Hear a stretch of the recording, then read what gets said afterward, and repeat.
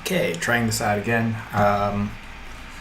Hopefully this works. First time I had a little bit of hiccup, mainly because I don't know what I'm doing. Trying out a live stream right now and trying out a whole bunch of different things going on right now. It's not just the camera, it's the setup, the software that we're streaming towards. But today we're going to go ahead and we got the Bellator and we got Fight to Win. And this is just a reaction video. If you want to see either one of those streams, Bellator is playing. The prelims are on YouTube right now, and then you have to have access to the Paramount network. And then Fight to Win will be on FloGrappling.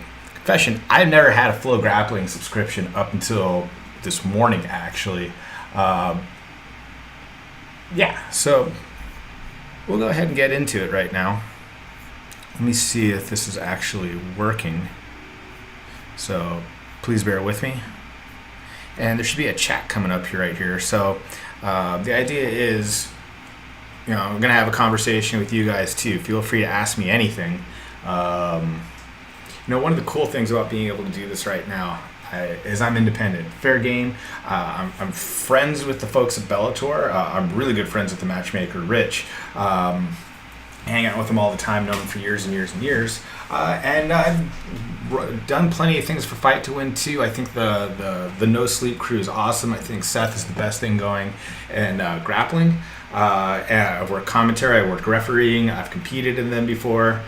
So I'm not exactly unbiased when it comes to this, but I'm independent. I can say what I want to. I work these types of events where people are basically handing me sheets of paper and say talk about this or tone it down or plug this, which to be fair, that's what they're supposed to do. But I can say whatever I want to and plug whoever I want to or not want to. I can make fun of people if I wanted to, and I'm planning on doing that right there. I've done a few of these streams before. Like one of the more infamous ones I did was a Fight to Win. My commentator was Kurt Osiander. My fault. We were doing shots of tequila during the broadcast. That's probably not a great idea when you're dealing with Kurt. And they yanked him halfway through the broadcast right there. He was just kind of towing the edge, which he has a tendency to do. We're about halfway through the Fight to Win card. I had to go on to this one right there. I was super excited about this one coming up. Got a real nasty knee bar on the Fight to Win thing. I'm not going to do full-fledged commentary on that because if you wanted to, you can go ahead and go to FloGrappling and do that. I'll just talk about what interests me on either one of the screens that I got going right now. And again, this will be a little bit interesting. Obviously these streams have been running for a while. I didn't feel like I could do the stream the entire time. Actually, the Fight to Win is really kind of a marathon that goes through. Even when you have somebody in the booth, you doing the commentary, it's not an easy thing to do. I will never make fun of that's a lie. I'll make fun of commentators because I've been in that situation myself. But Fight to Win is a particularly tough one to do. You're sitting mat side right there, so the advantage when you're seeing the screen, the scores and all that, and knowing who's who isn't there. You basically plop down. You get the best seats in the house, but the best seat in the house if it was live, if you weren't working on that. And then it's going on. Sometimes the referees get in the way, and the referees aren't there for your benefit right there. They're for the safety of the competitors. So broadcasting on that's difficult. And I can only say technical battle so many times. Because they're sitting there kind of shuffling around if they locked into the guard so many times. Not that ever happens to Fight to Win because of the rule set on that, but and I'm trying not to make too much fun of the competitors on there. So, you stall, you have a boring match, I'll do that. Ooh, and on Bellator right now, is that Adam Piccoletti? Yeah, I believe that is right there. Yep. So, I'm going to kind of focus on the Bellator one right now, because just out of my interest right now, we got a local hero on there. Again, you can watch that. Maybe I should put the link on here if you want to watch that at the moment. But Adam is a local product. Bellator, when I say local product, local to me. Half Moon Bay, product of Raul Castillo, and a really bright future, real big up and comer right there. He's on the prelims right now. He's got a body triangle, and Let's see how this goes.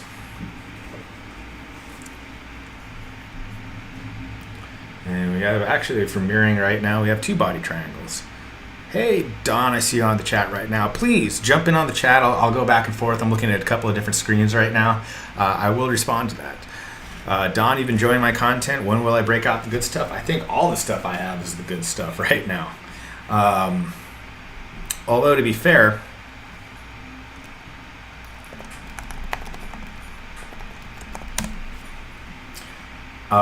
I got a large library of content, obviously.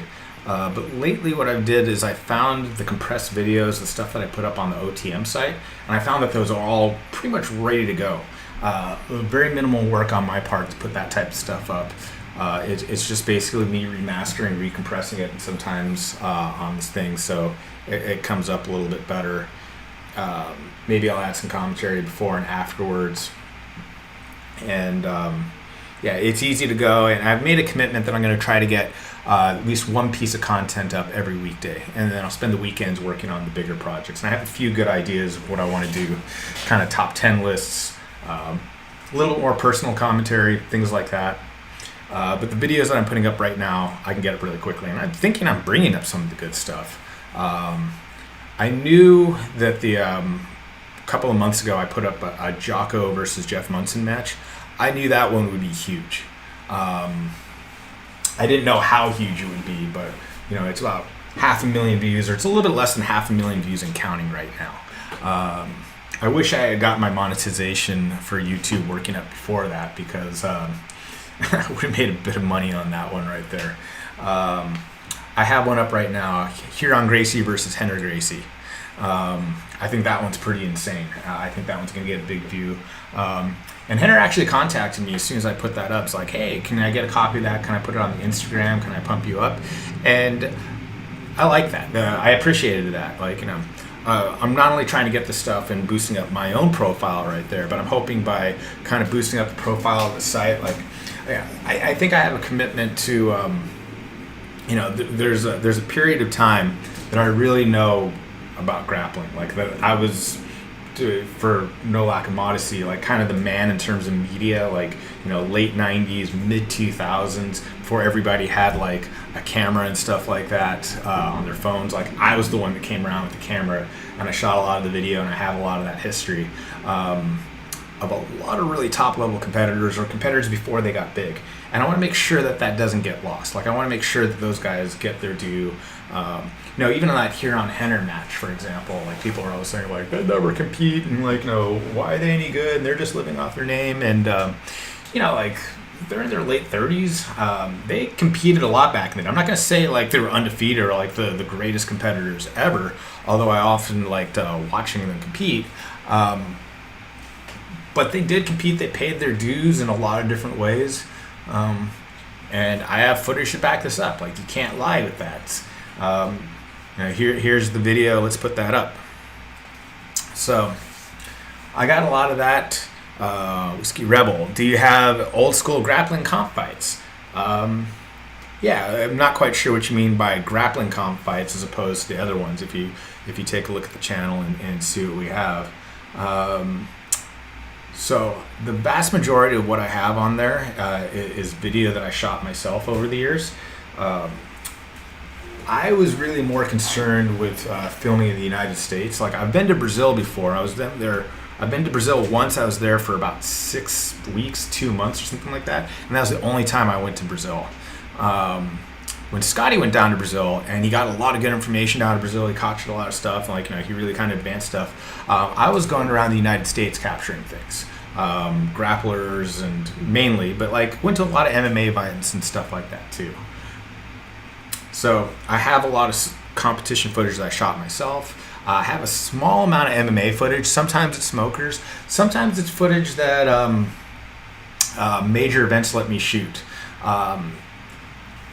The WEC, for example, which eventually got bought out by the UFC, which was an organization that was based out of Central California, the promoter is like, the second time I came there, I brought my camera, and all I wanted to do is interview. I just had some friends that were competing on there, and I wanted to kind of support and watch them, and I wanted to bring the camera and do that. And there's like, oh, you want to film the fights? Like, come up to the cage and do that. So like, I actually have some MMA fights. Like, Zuffa technically owns the whole WEC content library and stuff like that. But I think I have some fights that even Zuffa, the UFC doesn't have. I'll say Zuffa. It's not Zuffa anymore, obviously. Like, I was looking through the archives, and I'll put this up pretty soon. Like, I have Glover Teixeira's very first MMA fight. And he didn't look anything like he does right now. And I was kind of going through the footage because there's another friend of mine fighting on that one, Cole Escobedo, and I saw that, and he was like, I was like, oh wow, that's Glover Teixeira right there. Definitely not the same Glover Teixeira I've seen before. He actually lost that first fight. If you look back on the channel, did I put it? Yeah, I put Dave Terrell, very first MMA match on there. And yeah, that comment, it was more like a riot when they fight. Yeah, like I made a joke that there might have been 10 fights scheduled in the ring, and there was at least 20 fights in the audience. So yeah, that was a crazy time. Like, we walked into the venue, and there was free beer, which I've never seen before or since. And I was a bit more politically correct about it. Like, just say that the ring girls that they hired from the local Stockton strip club weren't going to do anything to calm the crowd down. And there's another event, if we want to talk about old school, like literal riots, the Ultimate Athlete event, which happened somewhere outside of Palm Springs. That might have been one of the craziest things that I've ever gone through. That was an event that I was actually the head of Rick Slater, I think his name was, one of the main events they were building up around him. He was an active member of the Mongols biker club. And if you don't know who the Mongols are, they're one of the one percenter clubs around here. Really notorious one too. And long story short, I'll go ahead and tell the full story. Why not? I got some time to go with that. As the matches are going. But long story short, during the match there was a pause, and the Mongols, like literally the whole club showed up, and they're in this section. They were in the cheaper seats, and then there was expensive seats, and then there was like the ring right there. And I was sitting there by the ring. I was treated really well by the organization. Like, there was a who's who of like people fighting on there. Like, I think I was sitting next to Dan Camarillo and Eddie Bravo were next to me. And there's a whole bunch of people out of that generation. I remember really specifically hanging out with them. There was like this whatchamacallit. They had a VIP section. They were going like really up and up. Like, I was really enjoying myself on there. But at any rate, there was a pause in the match. And essentially what happened was, during this pause, I think the competitor, one of the competitors, not the Mongol, got kicked in the nuts. Boom. And there was a pause, and like, might have got kicked multiple times. Like, I actually had the DVD of this somewhere around. And people started booing, and like the Mongols started throwing stuff into the ring. And as stuff was flying into the ring, like, remember, they're in the cheap seats, and it's flying over the expensive seats, and half the stuff, like drinks and whatnot have you, is falling into the ring, and half of it's falling on the crowd that's there. So it lands on the crowd, and somebody threw a soda or a beer at one of the guys that was in the crowd. So that guy turned around and hucked a beer or whatever back at the Mongols. Huge mistake, because they just go ahead and swarm the place right there. Like, they all just come colliding over the fence, like that. And it was scary. Like, they're coming in and they're stomping guys, and like, the security in the place was, let's just say, ill prepared for something like that to happen. So the security comes over, and the security was actually nowhere to be seen at this point. But like, they're coming in with weapons. Like, I swear somebody got stabbed in the neck. I didn't actually watch that, but he's holding around like he got stabbed in the neck. Guys are just getting stomped out. I don't know what happened necessarily to everybody else. Like, Sherdog, Jeff Sherwood will tell you a story that like the Tap Out crew was there, and they had a merchandise booth, and they dived under their table, and like massive, like, Sherdog, like, get underneath the table. So like, he dives underneath that too. And I'm just kind of circling like, what the hell is going on right now? and I was with Cameron Earl, and I've told some stories about him. That guy is clearly crazy. He's locked up right now, but he has this look on his face. He sees this going, it's like, rah, I'm going in. He rips off his shirt and he starts running towards the bikers. I'm like, oh my god. But at that point, I was just like, well, I guess today I'm gonna die, right? So I chase after him, not knowing what I was thinking, but like, I'm not a sane person apparently. But like, I get about 2 steps in, or we get about 2 steps in, and there was like, by that point, like, you know, the local police departments around the area were alerted to the fact that the Mongols were there. So a whole bunch of them came out, and you know, at least, you know, every free cop and then some that was in the area around Palm Springs. And there was a sheriff, and he literally had a shotgun pointed at us, like, take a step back. I'm like, all right. And I just had my hands up, and I was just like, thank God, because I really didn't want to get into this in the first place. And then the Mongols took off, you know, they were roaring off after the cops came off. And this was 3 days before the big fight happened between the Mongols and the and Hell's Angels. Like, there was a casino around there. So there's actually, like, that was documented on that show Gangland, that they talk about the Mongol Hell's Angel fight. Like, I think 7 people wound up dying in that, like, or some, I can't remember what the exact number, but people were killed. And like, definitely members of the Mongols that were at that fight were dead 3 days later because of that. So I have a few crazy stories. That might be the craziest story that I can possibly think of involving this. Yeah, when you speak of riots. So that's my story when it says riots. Like, that's the most extreme one that I can think of.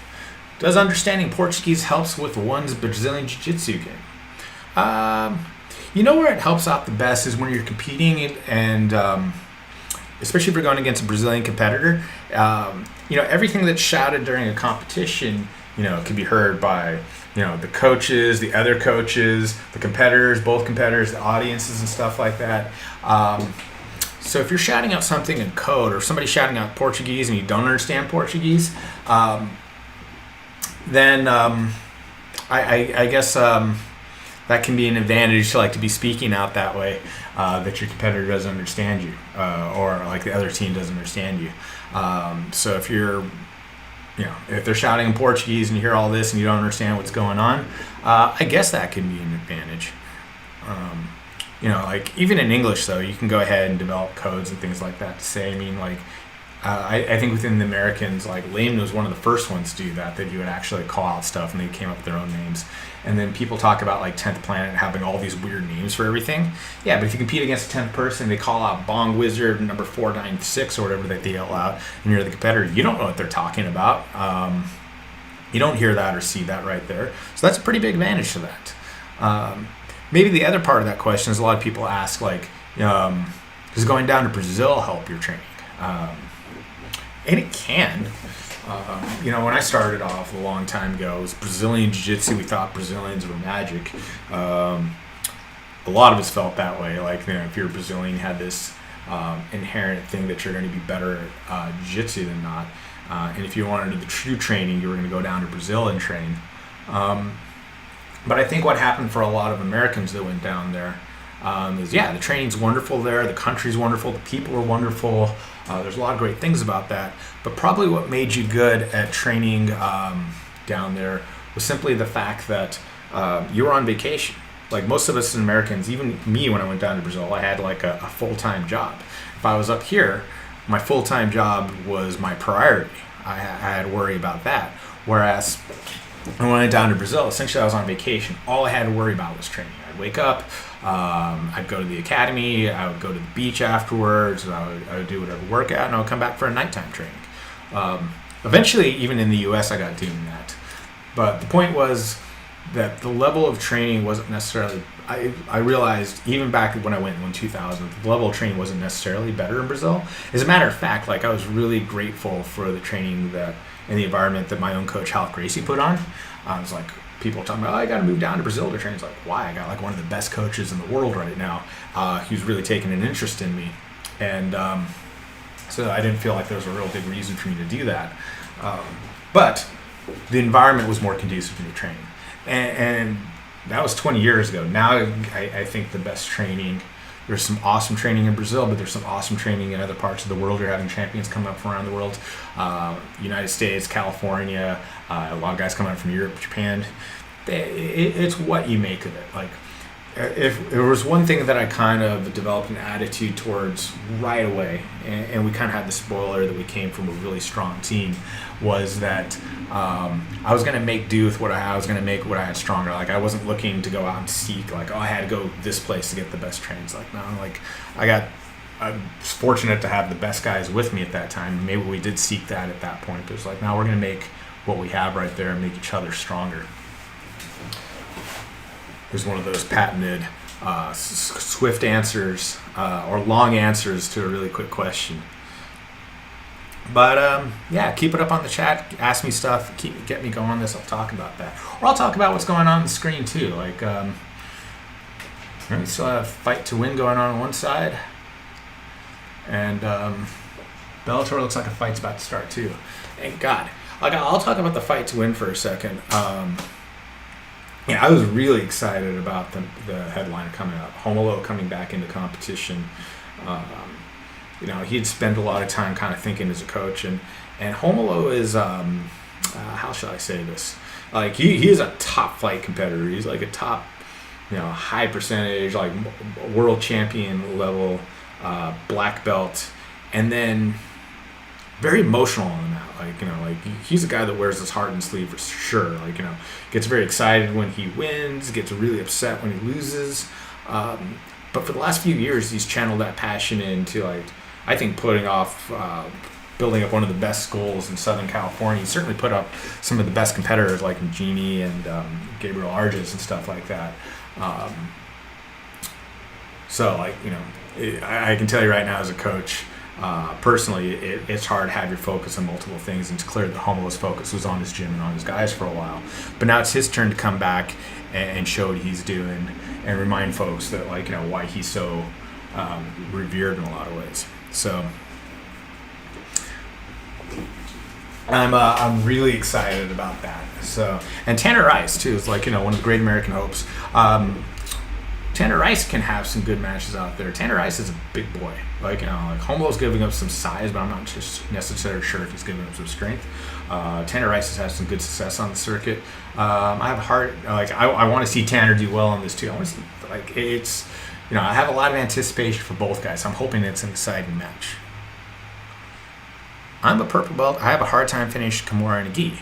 When I get the grip, they hold on for dear life. When they hold on, I'm assuming they're talking about, like, they hold on to here, or holding on to their sleeve, or from particularly which portion right there. I'm assuming you're talking about from a north-south top position is where you're getting that. I think there's two bits of advice that I can give you on that, and it's a little bit hard for me to demonstrate that. Number one, of course, is like if they have the grip like so. Am I on the camera? Is this looking right? It's funny, like there's a little bit of a delay on the stream right there. Is you never pull just in the direction you want to go. You always pull against the grip. So if the grip's here, you're always going to get this away by pulling this out. The other thing you can do about that too is, quite frankly, learn to be a little bit rougher about this. Josh Barnett showed me something, like the catch wrestlers, actually, I think, are way better at those shoulder locks than the jiu-jitsu guys are. So studying guys out of your comfort zone, or that's not quite right, the word that I want to say, out of your comfort zone, but training with and studying guys that are out of your traditional thought process will actually get you a lot further. So if you're in a catch wrestler position right there, they're going to make that situation as uncomfortable as possible. So once they get the grips and they're holding on here for the Kimura right there, they will drive the point of their elbow down on your chest to make you let go. Like, you're not going to feel super strong trying to get the Kimura or holding on tight when somebody's leaning all their weight onto you right there. And if you have a guy like Josh Barnett, who fights in the heavyweight division, driving him in, and when he's grappling, he can be a bit mean. You're going to move. So sometimes there's this idea within jiu-jitsu and competitive jiu-jitsu. It's like, oh, I want this elegant move right there. I'm going to be technical and flowy, and like one move closes up, another one opens up, which is true. But sometimes it's just being a bit meaner about this, like throwing that pressure on, driving in a little bit on that, and that makes a difference on that. And I think there's an element of, quite frankly, meanness that sometimes that is lacking in people's jiu-jitsu. But usually, like that specific situation, that defending against that Kimura or dealing with that Kimura defense when somebody's holding on and being stubborn like that, yeah, that elbow to the sternum or the rib cage, if it's the position we're talking about, is a great alternative. That's a great way of going about and doing that. And you can look up Josh Barnett. I know he's talked about that before in some of his instructional videos, if you can find that, what has floating around the net. And I'm sure he picked that up from Eric Paulson. But Kimuras, I find, for the most part, the catch wrestlers do them better. As a matter of fact, like the way that we grip, like I had actually changed the way that I do my Kimura grips now. Whereas I'll hold you at the fat of the hand here with the same side. And you can actually control and get one of those grips. Instead of using two hands, I'll go ahead and get you with one hand with that. It's a little bit hard to explain when you don't have somebody training with you right now, or in front of you, or somebody to work with. The only other people in this house right now are my wife and my mother-in-law, and neither one of them will let me demonstrate techniques on them. But it was a video that I saw that Billy Robinson put out, who's a noted catch wrestling coach. He's taught quite a few people, and in the video it kind of starts off, I can't remember which side, he's just saying like, jiu-jitsu guys don't know how to do shoulder walks properly. Like, no, they don't need to do this move all that well. So I would definitely check that out. So that would be my point of advice. Ooh, what do we got going right now? Like I said, I've never had a Flow subscription up until this point. I watched it. Some of my students have it. Like, I was really only interested in watching it if like one of my students was competing like out of the way and like I couldn't be there, which is really rare. But what else am I going to do right now? So I got myself a subscription. It's $13 a month because I'm doing it for this was tax write-off. And yeah, didn't realize there were so many commercials on Fight to Win. But nothing else is running. I guess I got to pay the bills somehow. Ooh, Bellator is a bit of the ground and pound right now. Focus on that. I kind of lost who's who or who's competing on that. I didn't even notice because I was talking so much if Adam won his match or not. Streams are crystal clear right now. Both of them. Like I have a Silicon Valley. I have a, actually kind of surprised between the COVID and the fact that my state's on fire right now. I'm happy to have any kind of streaming at all, but both Bellator and Flow I'm streaming on the same computer right now. They're both streaming just fine. Who do I have winning, Bader or Nemkov? I don't know that much about Nemkov. And I haven't talked to Rich, the matchmaker, at all about that. I have a hard time betting against Bader. I think right now he's evolved himself into... Rich had a good point that the winner of that match is in conversation of being the best light heavyweight in the world. Now, I think the best light heavyweight in the world is John Jones, who apparently vacated his title this week. We'll see what happened with that, or maybe it's a contract ploy, he's moving into heavyweight or whatever. But second best light heavyweight in the world, or current competing light heavyweight in the world, I wouldn't have a problem with putting Bader on that. So I'm leaning towards Bader on that. Have I got any good Kurt Osiander stories? About a zillion of them. Not all of them I'm willing to put out in public. But I've known Kurt basically since I've been training. Like, I've always considered him my big brother. And when I say since I've been training, I started in 96 and Kurt started in 92, 93. He was roommates or friends with Cesar Gracie. He knew Cesar Gracie before Cesar Gracie even started training jiu-jitsu. So that's one thing I can tell you about the. And he came from an athletic background too. His dad coached at the World Cup level of soccer. So what story I want to like? I got a. What's the one Kurt Osiander story that I can tell you right now? Generous guy who would give you the shirt off his back for sure, and he's done that for me before too. I remember walking into the gym one day, he had like a new shirt on, had a rhino on it or something, and I was just like, hey, that's a cool shirt. So I kind of get one off you. He's like, oh man, this is the last one, and I was like disappointed by it. It's like, oh, they all sold out or something. And it's like, screw it, and he just literally pulled the shirt off of himself and then he gave it to me, and I still have that shirt too. So when people say like, hey, this guy will give you the shirt off your back, their back, Kurt Osiander literally gave me the shirt off of his back. So there you go. That's a good Kurt Osiander story. It tells you something about him. Like, obviously he's a bit of a controversial figure these days for a few reasons, about his outspokenness and all that. I think there's a large amount of intention about that. That he's intentionally trying to provoke people, particularly as he's getting older and stuff like that. He likes getting a reaction. I mean, I know he likes getting a reaction. So he kind of pumps himself up or pumps up that a bit. But deep down, like, if he's your friend, he's just the best friend in the world. Who's the next fight? Well, if you're talking about fight to win, I see W. Madden versus A. Silva up right now. Yeah, I've talked very little about either of these events right now. Yeah, but I do have the list right there, and I've been keeping track. So Walker Madden versus, we're pretty far along right there. Arfranio de Souza Silva. I'm going to butcher a lot of these names. I didn't do any research this and all except for the main events and stuff like that. I got zero apologies. But I apologize to the person if you're offended if I butchered your name, but there you go. But it's chugging right along. They started off in Texas time, so again, like, I realize that fight to wins tends to be 3-4 hours events. Like, I've done the commentary on those before. You don't get bathroom breaks on that. Like, it just goes like, Seth runs the schedules like boom match, boom match, boom match, boom match. So a lot of times they're like, I gotta use the bathroom, or I just have to take this break. I gotta get a drink of water or something like that.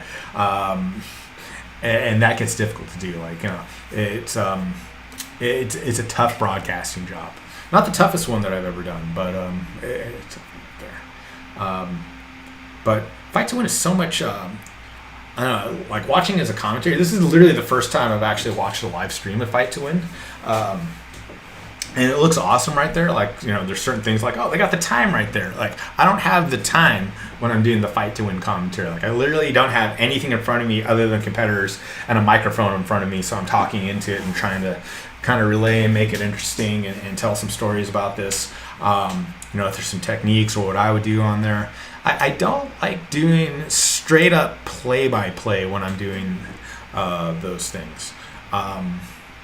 Mainly because it's TV, not radio. Like, you don't need me to tell you what you're seeing right there. I'm assuming that if you're watching this, Fight to Win tends to have a little bit more of an educated audience on that. Excuse me. In the sense that you know what grappling is, you'll know what a guard is and stuff like that. So I don't have to sit there and explain to you what's going on there. I'm more color, and I'm trying to add to that. It's a definite process, though. I think it gets better every single time that I do this, and I kind of enjoy the process. Like, there's actually work to be done. One of my favorite people I ever commentated Fight to Win with was Josh Thompson, who's actually commentating on the Bellator one right there. Josh and I have been friends for a while, and Josh is just looking essentially to get reps and do more commentary work. And I think we had a good back and forth, and he added a lot to it, and we fed off of each other, and he was super professional about this. I'm going to go on record and saying, like, Josh Thompson was I've enjoyed all the commentators I've worked on, but from a professional level, Josh Thompson was the best guy to work with in that sense. Not to put anybody down or anything like that. But yeah, like Josh Thompson was definitely the easiest person to work with and stuff like that, because I think we add a lot to each other. I think we got to talking. I think I even learned a lot of stuff off of that. Looks like the Bellator stream on YouTube is closed up right now. So the funny thing is I have the Paramount network on Xfinity, which gives us this. There's a trick to this, because if I just went straight up off of this the stream that I have here, like off of Xfinity, it's going to give me a tape delay. But if you somehow go online, even on the West Coast, it'll give you a live feed on that. But there's a trick to doing this. There's nothing like reading about the fights later or watching a fight that you already know the result on. All sucks.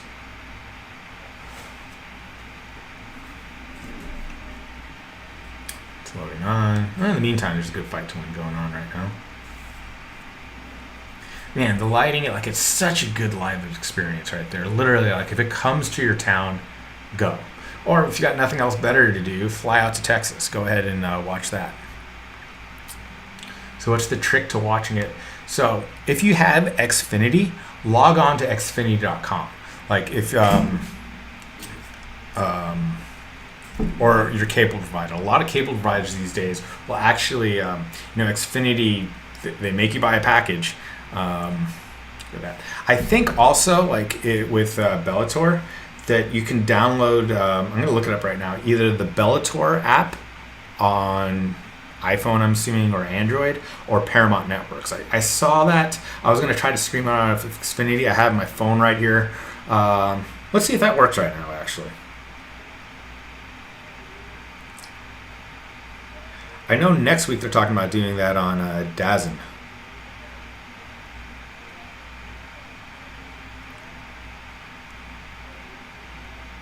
Alright, so we'll see Paramount Network. You gotta see this rig that I have. I have 2 laptops, and because you can't get webcams anymore because of the pandemic and everybody's going online, I actually have one of my other phones, or an old iPhone, working as a webcam. Like, the cameras on that are way better than the cameras you get on the phone. I got a lighting system, and it's just downloading right now.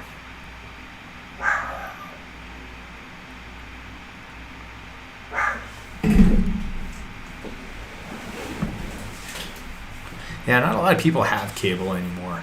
I didn't have cables for years. Like, long story short, I moved in with my in-laws, like, we're taking care of them, and they don't know how to use the internet or anything like that. But they just have cable TV. So consequently, I have cable TV. So, like, I went years and years and years without having cable or DirecTV or any kind of thing. Like, I would never watch it.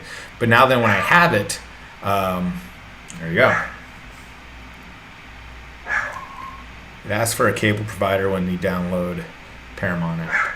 All right, I'm gonna put something out that I really shouldn't put out right there. If you're watching on a computer with various events, the United States isn't the only place that streams or works anything like that. I'm not going to post any links to anything that would be considered illegal, particularly to Bellator, since I know everybody from Coker down over there. But if you ever want to watch an event that's broadcast on something else, on a thing, like even on a pay-per-view or something like that, search for streams in other countries. So, for example, whatever channel the event that you want to watch, look for what station would come up on United Kingdom, for example, and then do a search on that. And that's what I'll just go ahead and leave at that.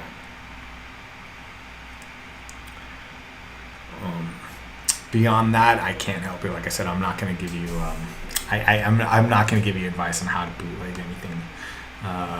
Ethically, I would have a bit of an issue with that. I mean, I'll literally watch various events hanging out with the Bellator crew.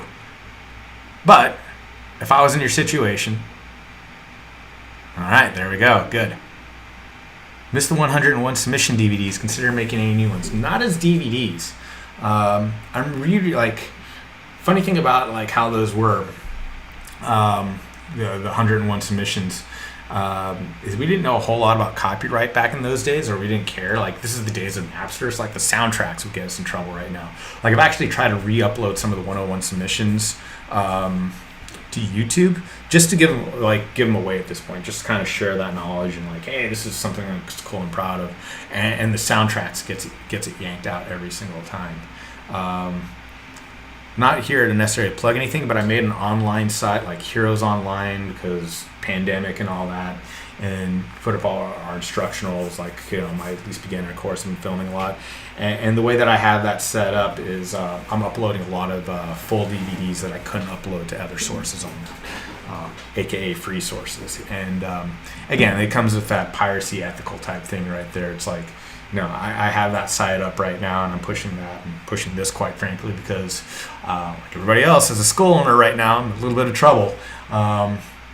So I'm pushing that stuff up right now, trying to, how shall I say, keep the school going right now. We'll be fine, hopefully, if everything doesn't burn down literally in Northern California and we're off the pandemic before 2021.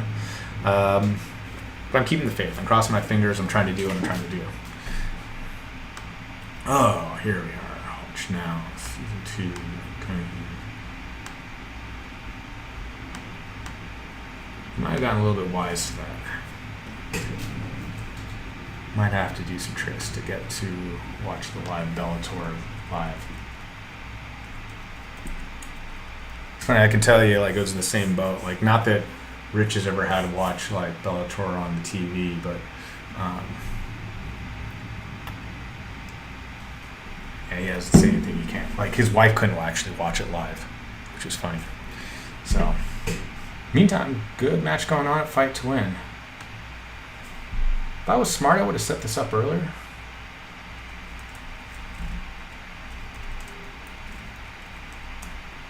But I'm not.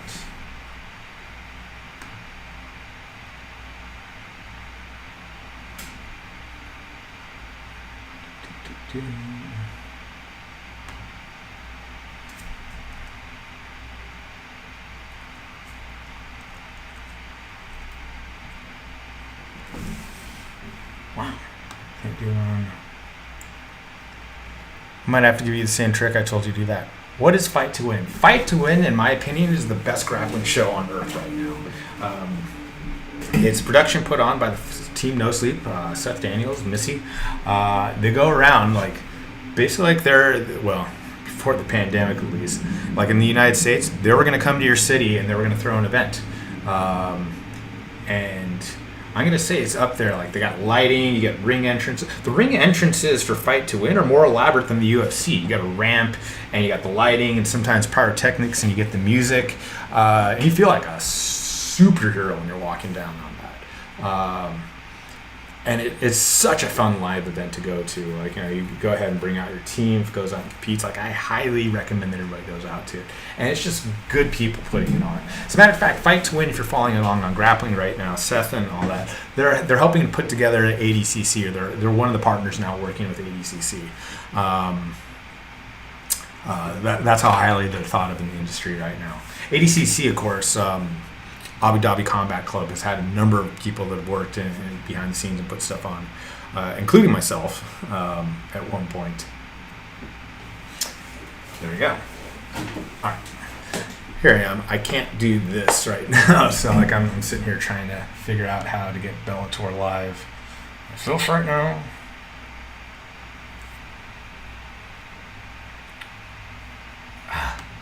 Keep getting signed out here too.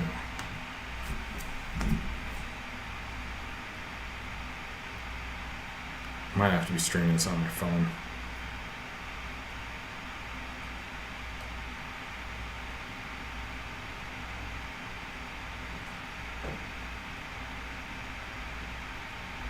But what time is the main event?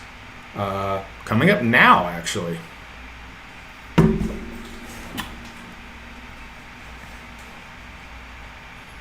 Could go through a VPN to get a different time on this. Maybe that would allow me to watch it live.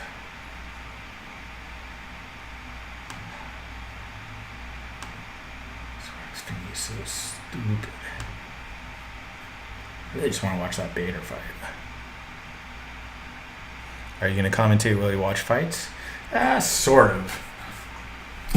Like, I'm easily distracted, so if you guys are getting me on a better story, then I'll talk about that. But I'm looking on right now. And quite frankly, the Bellator stream isn't up for me right now. I'm watching Fight to Win. I'm not too familiar with it. It's good action right now, but it's the main events that I'm mainly interested on. So, if you really want me to, I can go more commentary mode on any one of those. We'll see when it gets closer to the main events. I think the commentators, I have the sound down right now, are doing a better job than I would do, because they actually know the names of people and they care about the process, and they're doing that. Whereas me, again, I'm basically effing around right now. I could say fucking around right now. What the hell?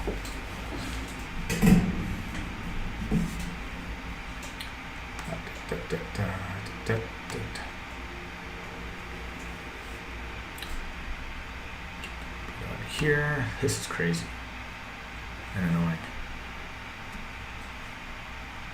Oh yeah, Roy Nelson's fighting on this one right here. I really got to see that. I got a lot of Roy Nelson stories, actually. I've known that guy for a really, before he had MMA fights, he was a really great grappler on the circuit. Always had bad knees. I want to say Roy is as talented as they come around. He always had this reputation of high level of talent, lousy work ethic. You can kind of see the sponsored by Burger King body and stuff like that. Great guy, but I think he skated by a lot of times. When I say great guy, he's beaten I remember him winning the Abu Dhabi trials one year. He's a really, really high level grappler. And I like watching high level grapplers. I'm always gonna, I'm gonna root for my friends. I'm gonna root for the grapplers. I'm always gonna root for Roy. Somewhere along the lines, though, of course, with MMA, you have to be other things too. You can't just be a grappler or rely on stuff. There's a level of well-roundedness. You got to get your striking. You got to build up your athleticism. You have to have a bit of meanness to do well in that.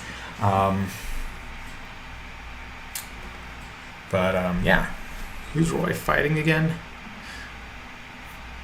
Valentin Moldavsky. Ooh. Again, don't know a whole lot about them right now. See, that's where I'm at this scene right now. I'll be totally honest. There was a time that any MMA fighter, any grappler, the period of the OTM was really active. I could tell you everything about them. I could tell you what those guys had for breakfast. And I'm not that guy anymore.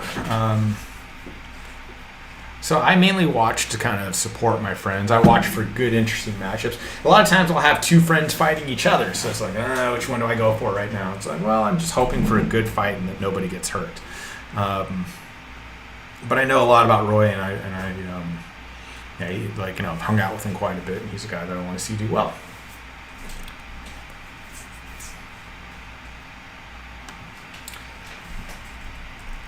All right. This is not working the way I meant it to.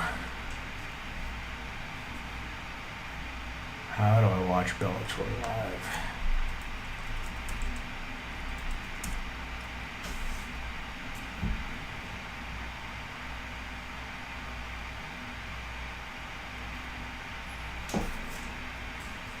Roy, BJ Penn at heavyweights. Ooh, what sense do you mean on that?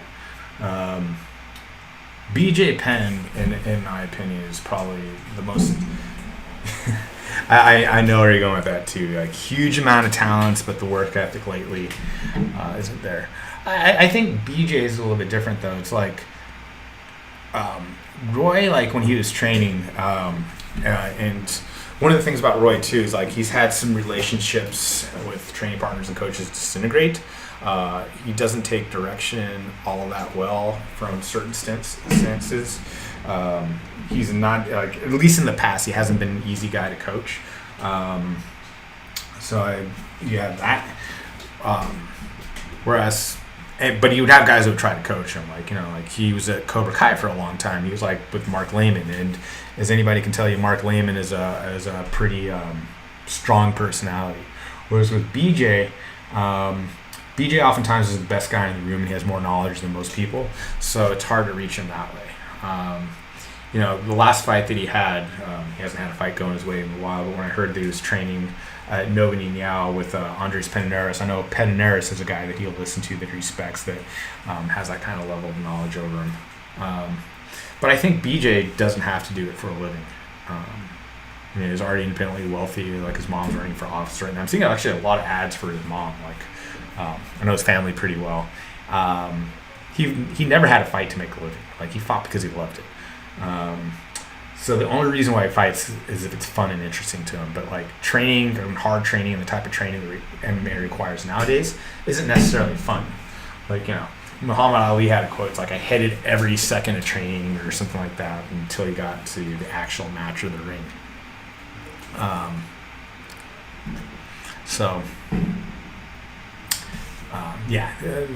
But like I said, talented but lazy, that can describe quite a few people out there. Do I have any Frank Mir stories? I don't know Frank Mir all that well. I've run into him at a couple events, in tournaments and stuff like that. All is super humble. I have a match that I'll post up at some point, actually, that I had up on the old website. I have in various places, of Roy Nelson versus Frank Mir in a grappling match, and Nelson smashes it. Like, it wasn't even close. Like, it's funny. Like, just purely on a technical level, like, Frank Mir for MMA and his grappling and all that, and his physicality is awesome. Frank Mir in a pure grappling situation, like a fight to win or something like that, will not do as well. It's kind of funny on that. Like, I remember his very first MMA, or I don't think it was his first UFC fight. Like, you got to remember, he trained at a place with Joe Silva. Joe Silva being the original matchmaker for the UFC when Zuffa took over on that. Like him, the Fertettis, Dana White. So they all trained at the same place, at Ricardo Perez's place. So Frank Mir was kind of groomed for MMA. I want to say his second fight was in the UFC, and his second fight ever. Back in those days, you can go straight from whatever you were doing into the UFC, which is unheard of right now. Like, they're going to have you go through like the quote unquote farm circuit. You're going to go fight in smaller shows and stuff like that. Frank Mir was fighting on the UFC. Like, Frank Mir has always been on a big stage. And one of his first UFC fights, first or second, was against Roberto Travin, who's like ADCC absolute champ. From a pure technical level, especially at that point, you can't argue with me that Travin's one of the all-time greats in terms of pure technical level, pure sport jiu-jitsu. But it doesn't necessarily translate all that well into grappling. If you remember on that match, Frank Mir, at the very least, hyperextended Roberto Travin's arm on an armbar. There might have been a size and strength difference right there, but jiu-jitsu are supposed to be able to overcome stronger opponents with technique and stuff like that. Frank Mir just basically ran right through Travin. But if you were to have like an ADCC match, I would put my money on Travin at that point. So it's a funny thing about that. Like, I'm going to do a video about talking about old school and stuff like that. And it's funny, Travin is an old school guy. He's been competing long enough and all that. But a lot of the old school guys, where I see kind of like the divergence between like old school and modern jiu-jitsu, is the idea of like, can your jiu-jitsu work in a fight? By that token, Frank Mir's jiu-jitsu works in fights. It works when people are going ahead and hit him in the face. Joe Silva, I've known for he used to get people are talking about the DVDs and stuff like that. When I would see him in Vegas, it's like, oh, what's the latest DVD? And I would always make sure I would give him whatever I had, because he was a matchmaker from the UFC. I wanted him to see the grapplers and give them a better shot at getting into the UFC. It's like, if you got hyped up on somebody that we hyped him up on, BJ Penn basically went straight into the UFC because of all the hype that he had up on him, the fact that Silva was a fan of his. So I used to see him all the time. And the current UFC matchmaker, Sean Shelby, started off training at the Ralph Gracie Mountain View gym. So I knew Sean Shelby before he was hired by the UFC. I remember when he came in with the job offer, to do something else, not matchmaking and all that, and we were talking, it's like, dude, that's the kind of a dream job right there. You got to go for it. So, it's my opinion on Chael Sonnen. Or am I still training? Yeah, but I haven't trained since the pandemic started, unfortunately. I got one round in when California was allowed to be open up. literally one round up. We got 2 days where we're open up. I was working with a white belt. He wanted to spar, and like I got a little bit overeager with him. Not in the sense I hurt him or anything like that, but usually like I'm kind of working and helping your technique out and kind of coaching. But it was just that thing, like I hadn't rolled in so long. I was like, I got to go ahead and do that. I'm not quite I'm not in competition shape right now for sure. Staying motivated when we've been off the mat, and like I've purposely been off the mat and not doing one of the secret pod trains, because if my guys that are really supporting my gym right now aren't able to compete or train right now, or some of them will on their own pod things, but I don't want to be that guy that's like, well, I'm going to ask for your support and I'm going to go ahead and train. So like I've literally been off the mat for a while, and this is the longest period in the last 25 years that I've been off the mat. But when it's going on, yeah, I love training. Like that's always been my basis. I will never stop training. I love training. Man, I still can't get the Bellator stream running up here. Let's do this. I'm going to do the secret device that I gave, even though like I have.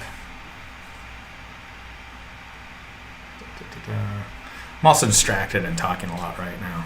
What's my opinion on Chael Sonnen? If Chael Sonnen realized that 2 arms in and 2 arms out passing, he would have been the best fighter in the world. I've seen that guy like literally snatch defeat from the jaws of victory multiple times. Like, that match that he had against Anderson Silva, he was beating the hell out of him for 4 rounds and gets caught in the triangle. He's done that at least 3 or 4 times. Like I saw Chael Sonnen fighting in King of the Cage in Reno some time ago against Jeremy Horn. Same exact thing. He was beating the hell out of Jeremy Horn from the ground. 1 arm in, 1 arm out. Boom. Jeremy Horn catches him in a triangle. So, yeah, like I don't know him well at all. Like, I might have seen him in passing. But like I said, Chael Sonnen, the bad guy, 2 arms in, 2 arms out. If he had known that, he would have been the best fighter in the world. We'd be talking about like all-time great fighters. But I don't know. And I know that guy trained and cross-trained from a very early age. Like, I became friends with Mark Schultz, like, the wrestler, this wrote the book Foxcatcher, had the movie, he was played by Chase and all that. Like, I've had a lot of conversations with Mark, although I haven't talked to him in a while. But Chael Sonnen came up or was wrestling at BYU under Mark Schultz. And Mark Schultz had more Chael Sonnen stories. And we talked about that quite a bit, and he was proud of him and stuff like that. But directly dealing with Chael, not a whole lot. Personally. 2 arms in, 2 arms out. I once heard that Travis Lutter was the Michael Jordan of Brazilian Jiu-Jitsu. He's very good. I think there was a point of grapplers of that size, around the 200, the light heavyweights, that he was in the conversation of one of the better guys right there. I would say in that category, and I've had this conversations before. David Terrell, if you look on this YouTube page, I just posted up an MMA match in there. David Terrell might be sitting on top of that. But you had Terrell, Lutter, Mark Lehman, Dean Lister, and Ricardo Almeida, Kasha Home. That on any given day, if you had that would have been a dream tournament back in the days. You put those 5 guys in against each other. I don't know who else you would throw on there. That would have been my dream matchup right there. And who would I have put money on that? Well, like Lister and Lehman used to go back and forth. I think Terrell was undefeated against all of them. Like Terrell's beaten Lister twice. He beat Ricardo at the turn. He lost to Salo, and that was a really controversial match at ACCC. Although I never considered Salo to be in that category. I always considered Salo to be a little bit lighter, although Salo is clearly one of the all-time greats. Lutter was a beast. Lutter, I was thinking out of that generation, was probably the best guy that Carlos Machado put out. And Carlos Machado, being out in Texas, that squad, especially at that time, doesn't get the same love because they're out in Texas, like further away from the media sources and stuff like that, than say like the California crew did and what the Machados did. But like Lutter, Carlos Machado put out some beasts, and I think Lutter might have been the top guy out of that generation at that point.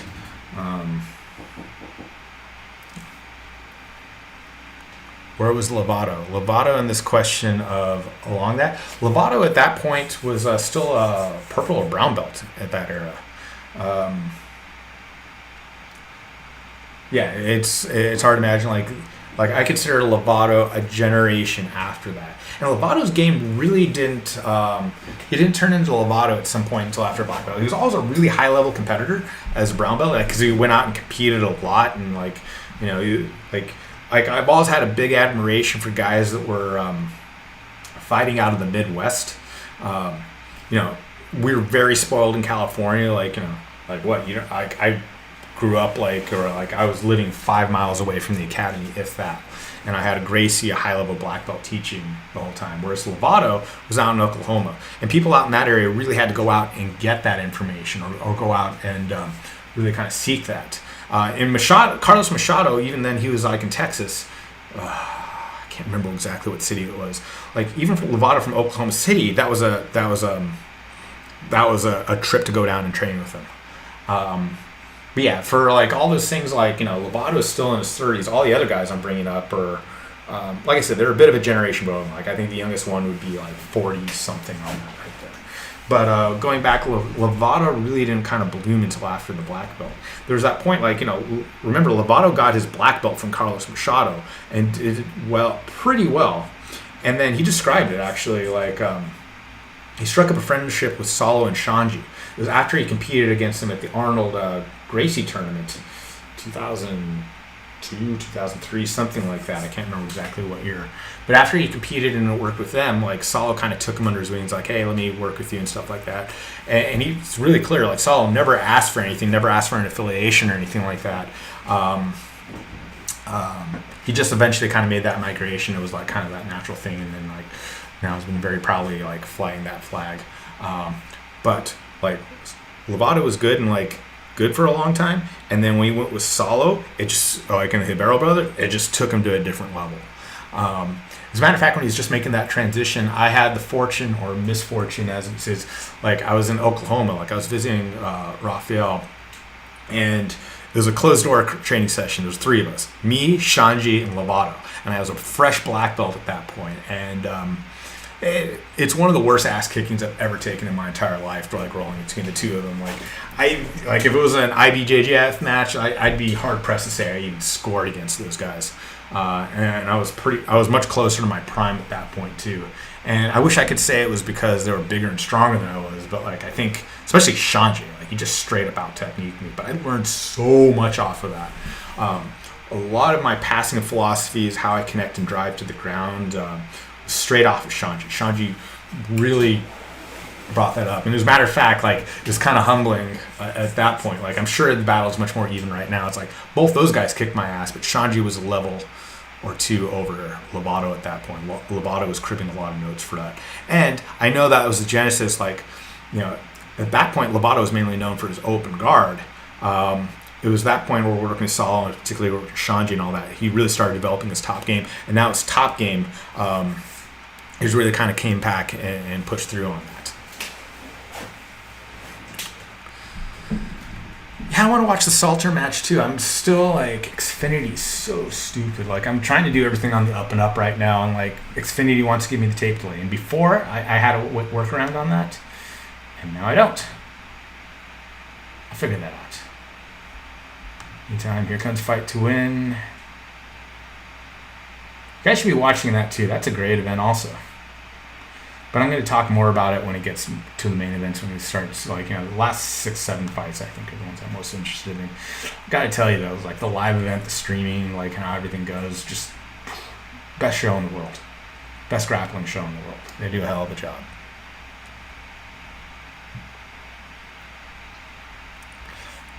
I mean, like, the Bellator should be on free TV.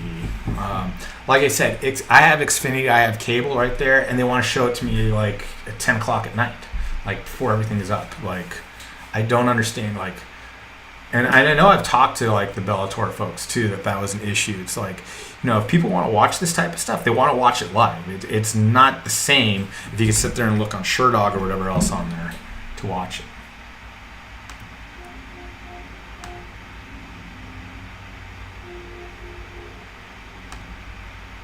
I might actually have it. Salter's up right now. Okay. So the whole, like, this thing is there. So, like, I see Salter's corner right now. God, I love Salter's videos. The commercials he does, they do screaming on the back.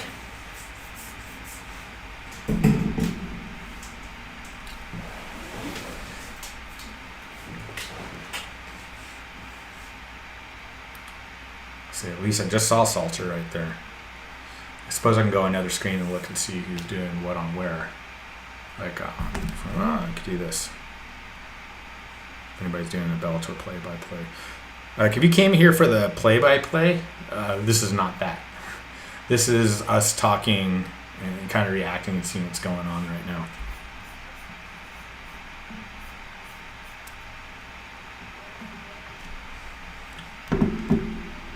Yeah, okay, so, like, yeah, Salter versus round 2 of 3.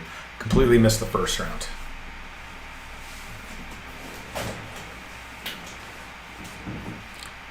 You notice I have the headset on right now, but I have both things on mute. I've had the headset on the whole time. I was thinking to do that, but I'd way rather chat with all of you right now. This is way more fun. And if this goes well, and I think it's going well, if you're telling me that it's going well, I'll do this for other events too. Again, that's the cool thing about independent. I could do this for basically anything that I can get in front of my screen. I'll go ahead and commentate and talk about.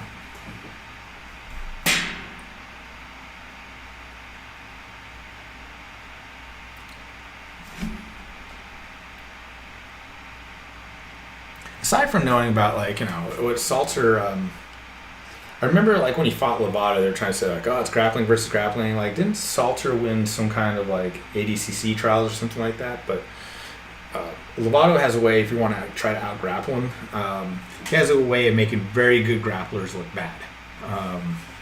Like, there's levels to this game, and I think Lovato, as an American, or his level, is about as high as you can get. Like, you know, 95th percentile of top level grapplers.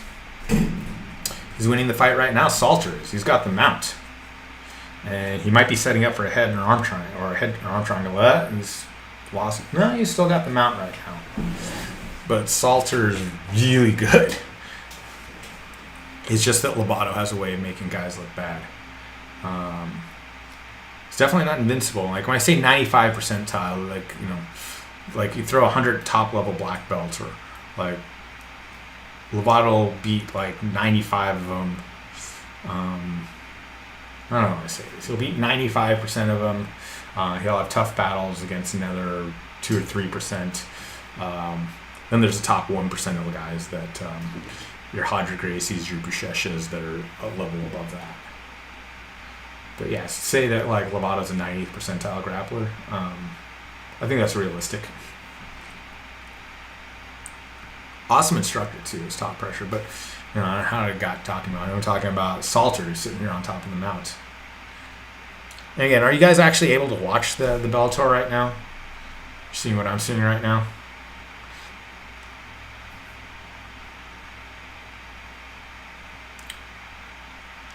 I'll say I like Salter's shorts. They look like wearing Tommy Hilfigers in there. They look like something you'd wear to the pool, more so than you would wear in a fight.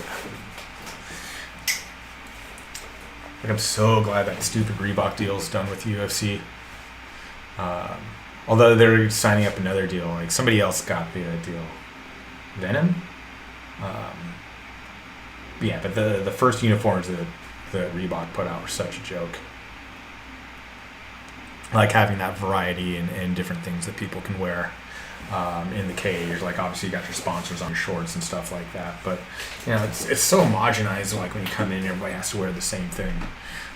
Like, for example, at my school, it's like, you know, uniform requirements. It's like the only thing I care about is you come in with something clean, like and not necessarily overtly offensive, I guess, but really, like, you can come in with any patches you want to. You can come with any color combinations. Like, yeah,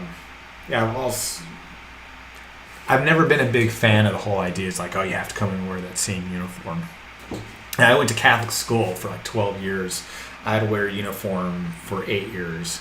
Maybe that kind of puts it in my perspective, or my perspective's colored the fact that I really don't want to have to wear a uniform that everybody else wears ever again. Like, I understand, like, kind of the thought processes behind it, both in terms of discipline and the monetary thing. It's just like, yeah, you couldn't get me to do that again. Salter's got a lot of control, but not a lot of damage right now. But if you're scoring the match, he's clearly winning it. And it's round 2 of 3 at this point.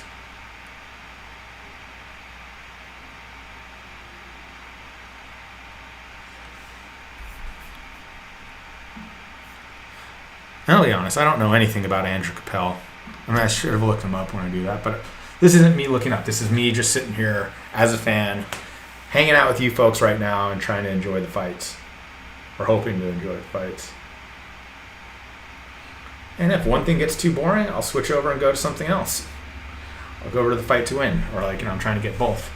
All right, now commercial, Salter clearly won round 2. There's still another round to go.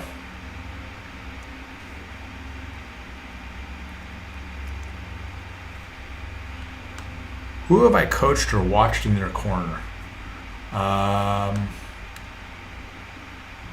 Well, aside from the guys that I have in my own squad right now, nobody's other fought on a higher level than say to fight to win or mainly grappling. I've coached and cornered very few MMA guys.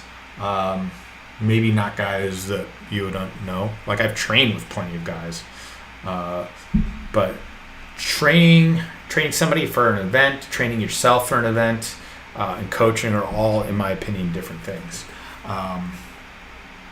So training, I've trained with a ton of folks, and I've trained with folks just for fun. I've trained with folks for learning. I've trained to learn from them. I've trained learning from each other. I've trained helping guys prep for events. So I've done that quite a bit in various levels of events. I think the most vivid memory of me, I've coached maybe a handful or cornered a handful of MMA fighters. MMA is not really my thing. I mean, I have an understanding of it, but I don't have a love of MMA from that perspective that I do of grappling. There was one event specifically, I coached my friend Alex Kababian, who owns AKA Sunnyvale.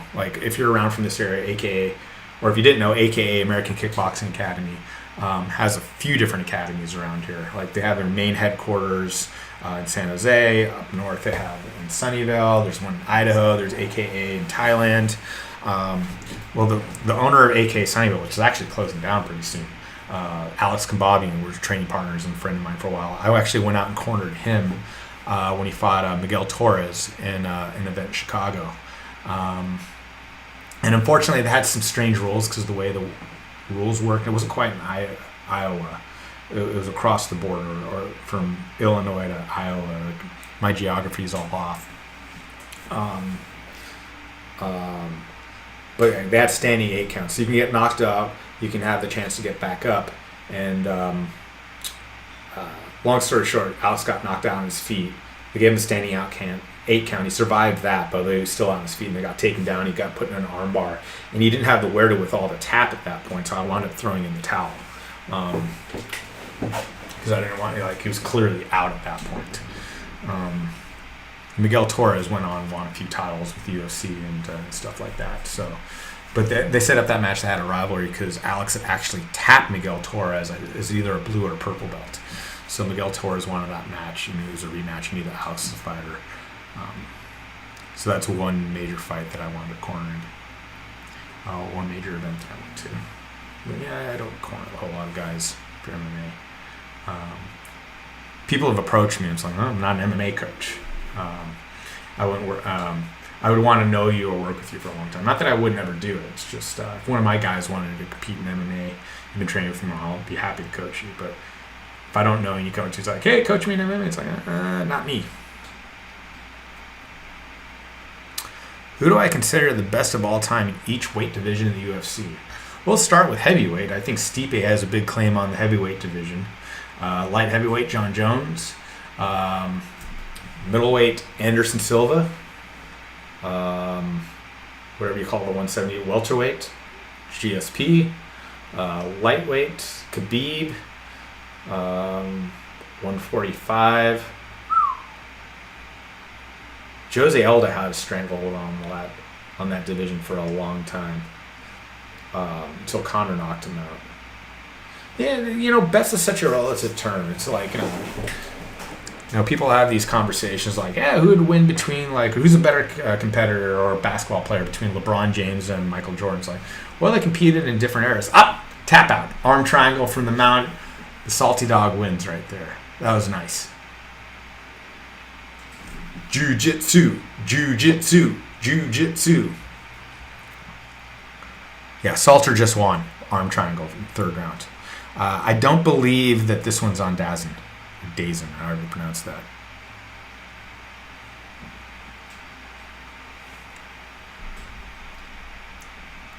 Going back to the original question, I like 135. I'm not sure who I would consider the best. 125, Demetrius Johnson all day long. Like Henry Cejudo, like was really great. Did well to like beat and end up in a broken streak. Pound for pound, I'm the biggest Mighty Mouse fan in the world. Like I think he's the pound for pound. He might be the best MMA fighter I've ever lived. Like he's such the complete package. Like can beat you on knockouts, craziest submissions. Mighty Mouse, Demetrius Johnson, awesome. Have I ever been in a crazy street fight or seen one? More than I care to repeat over here. If you got on early in the broadcast, I talked about my friend Cameron was locked up trying to fight like the entire Mongol nation by himself, and me being right behind him. But that wasn't. We never actually got into it. Although I saw some crazy stuff there.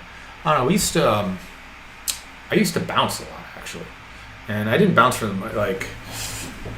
How do I describe it? Like around 2000, like 1999, 2000, my first bouncing job. Like I took a job, December 31st, 1999. Like I got hired. Everybody thought the world was going to end. Everything was going to be crazy. I certainly didn't need to do it for the money. I did it more for the experience. When I say experience, it's like, quite frankly, that idea that you can go ahead and use your jiu-jitsu skills for whatever you're going to do. So that's one level of it. And the other level is when you work security, when you get plugged into this nightlife, you get club courtesy. So you get in, like in at least your neighborhood, you can get into any club that you want to. Like, you know all the bouncers. A lot of times you get free drinks. There's a lot of perks that come with that. But the club I was working at, which doesn't exist anymore, it's called 369 San Jose. Like literally, like the whole building got torn down. There's a high-rise, the 360 residences in San Jose. That club would have, like on weekends, like at that point in like 99s, 2000s, like we would have 3 or 4 hard bounces a night. When you say hard bounce, a hard bounce is when you physically have to take somebody out of the place. And I've seen as many as a dozen. Like I've been in situations where the whole club had to shut down because it got too crazy, because too many people were brawling and stuff like that. And I worked with Cam Earl. I could tell a lot of Cam Earl stories, but I would say like at the club, like they would have like, it was like that whole security team. You had perimeters and you had like headsets and stuff like that. He probably handled 90%. Like he was the smallest guy there compared to like your traditional bouncers, or twice the size that either of us were. But he like out of the hard bounces, he probably handled 90% of it. Like if it came time to put hands on somebody, he was the one that was usually going to do it. It's quite frankly, being a smaller security guard or bouncer, it's like people don't necessarily, if you don't necessarily, they look twice, you're just like, I don't have to listen to that guy, what they're going to do. Like if you look around though, especially when everybody else is gigantic, I have this picture actually of that night that I worked. Like they showed a picture of all the extra security guards. And by the way, that night turned out to be a bust. Like nobody went out for the millennium because everybody was scared of like the world ending and stuff like that. But they hired 12 extra, they had a just normal staff of 12. They hired 12 extra security, including myself, and like they were all Samoans.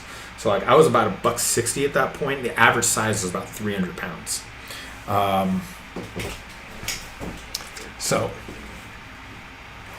was I going to say about that? Yeah. So like, but I wound up working at this club for a few years, and there was a couple of nights the whole place got closed down.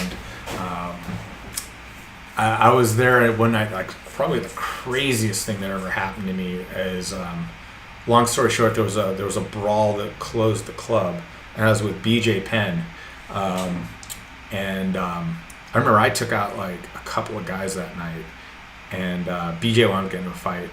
at the very tail end of it, and like somebody came back with a gun, was shooting at us. So like running through alleyways and dodging bullets with BJ Penn is probably one of the crazier stories that I have. Do I have an Instagram, and do I offer coaching? Yes, I have an Instagram.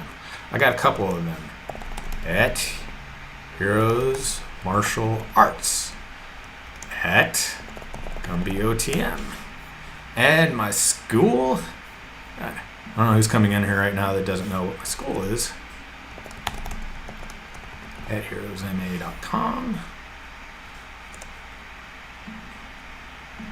We even have an online course.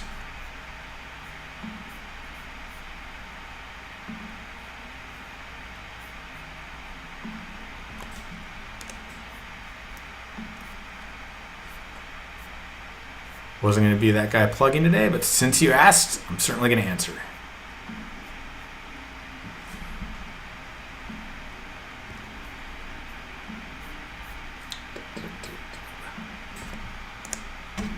There you go. That's everything that you need to know. Follow me, click on the link, blah, blah, blah. I've been around for a long time. I'll just leave it at that.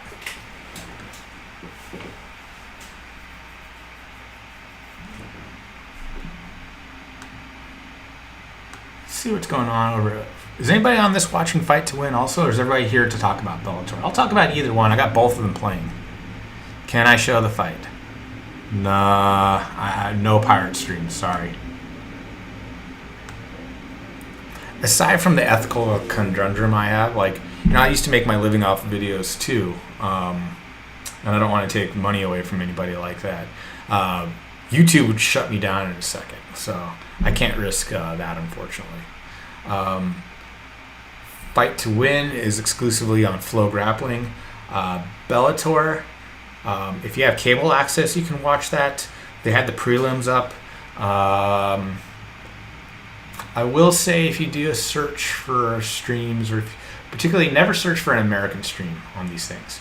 You always want to search for streams out of the country. Ironically enough, actually, the guy that's like the head, or one of the top Bellator guys in the United Kingdom, like the Bellator European representative, is another guy. Like, I was friends with him a long time before he ever got involved in Bellator. I said before, like, the matchmaker, I mean, Bellator is like literally right up the street from me. Like, they're, when I say right up the street, like headquarters, like Scott Coker, like, and all that. Like, I can ride my bicycle over there. Right? I've known Rich Cho for years. We hang out, go to each other's houses and stuff like that. So, like, I have a long history of knowing those guys. What was the point that I was about to say? Like, how long I've known these guys? Yeah, I've known people for a super long time. You remind me of Joe Rogan. Well, thank you very much. You know, it's easier right now because I have people talking and, like, you know, and asking and, like, having a conversation with folks. So, like, you know, like, I've done these things where nobody's talking back, and, like, it's just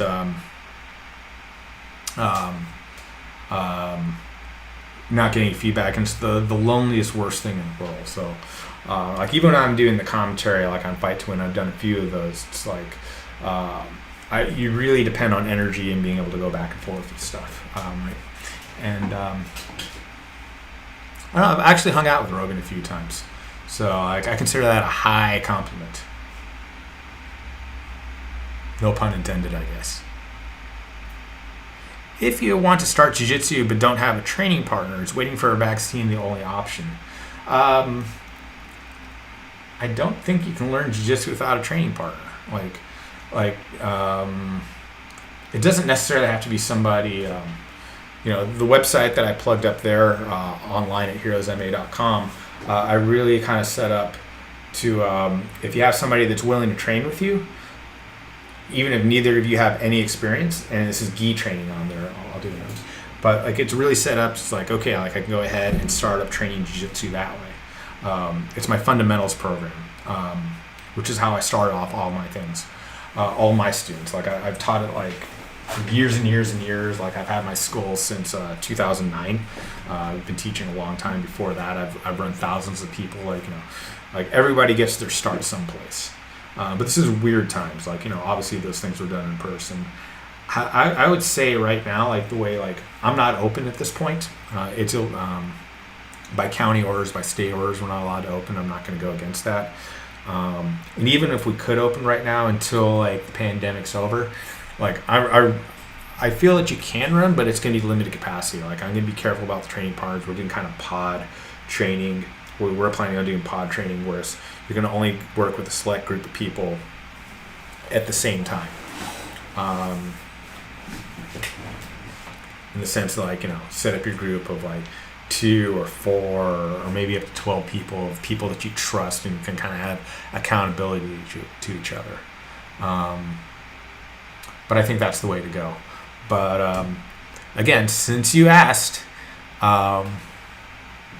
if you want to learn about jiu-jitsu, hell, I am trying to sell a product with online at heroesmma.com, but there is a free trial that you don't need a credit card for. So if you go to that link, if you sign up, the first 5 lessons are free, plus some additional videos and stuff like that. You'll see what I mean. And hopefully it'll be a good start.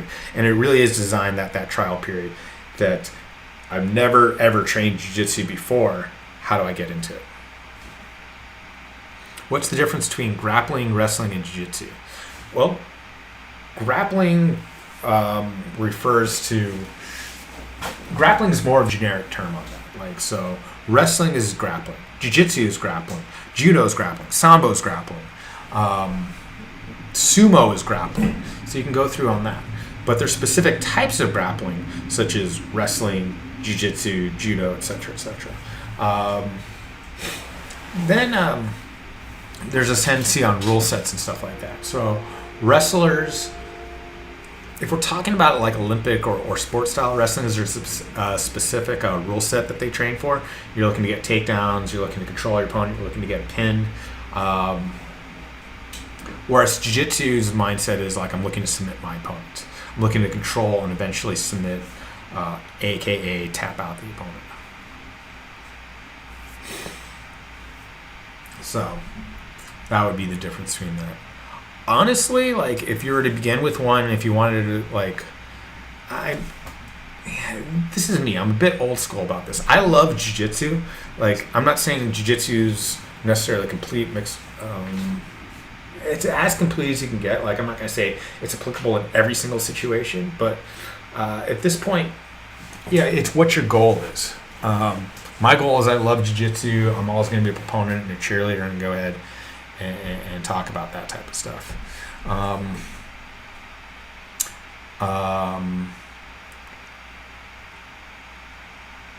I think, like I said, it really does depend on what your goal is. Like, I'm not a huge fan of saying like, okay, let's learn everything at once. There's so many disciplines to learn that if you want to go ahead and learn. Even if you wanted to go into MMA, like I think the best MMA fighters have a strong base in something else first. They start off in something else, be it wrestling, be it jiu-jitsu, be it kickboxing, stuff like that. And then they kind of round out their skills. But like it's probably true these days. Like, again, I'm not as up on things right now to say that somebody came in, like, I want to be an MMA fighter. They just trained MMA and they hit the very top echelon levels of MMA. I think...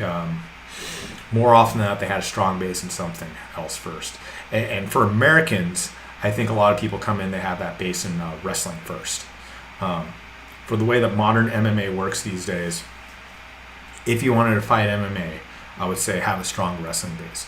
And the reason why I would say have a strong wrestling base, even though I'm a jiu-jitsu guy, I'm a jiu-jitsu cheerleader, I love jiu-jitsu and all that, is wrestling has a level of physicality to start off with that jiu-jitsu doesn't necessarily have, at least in the very beginning levels.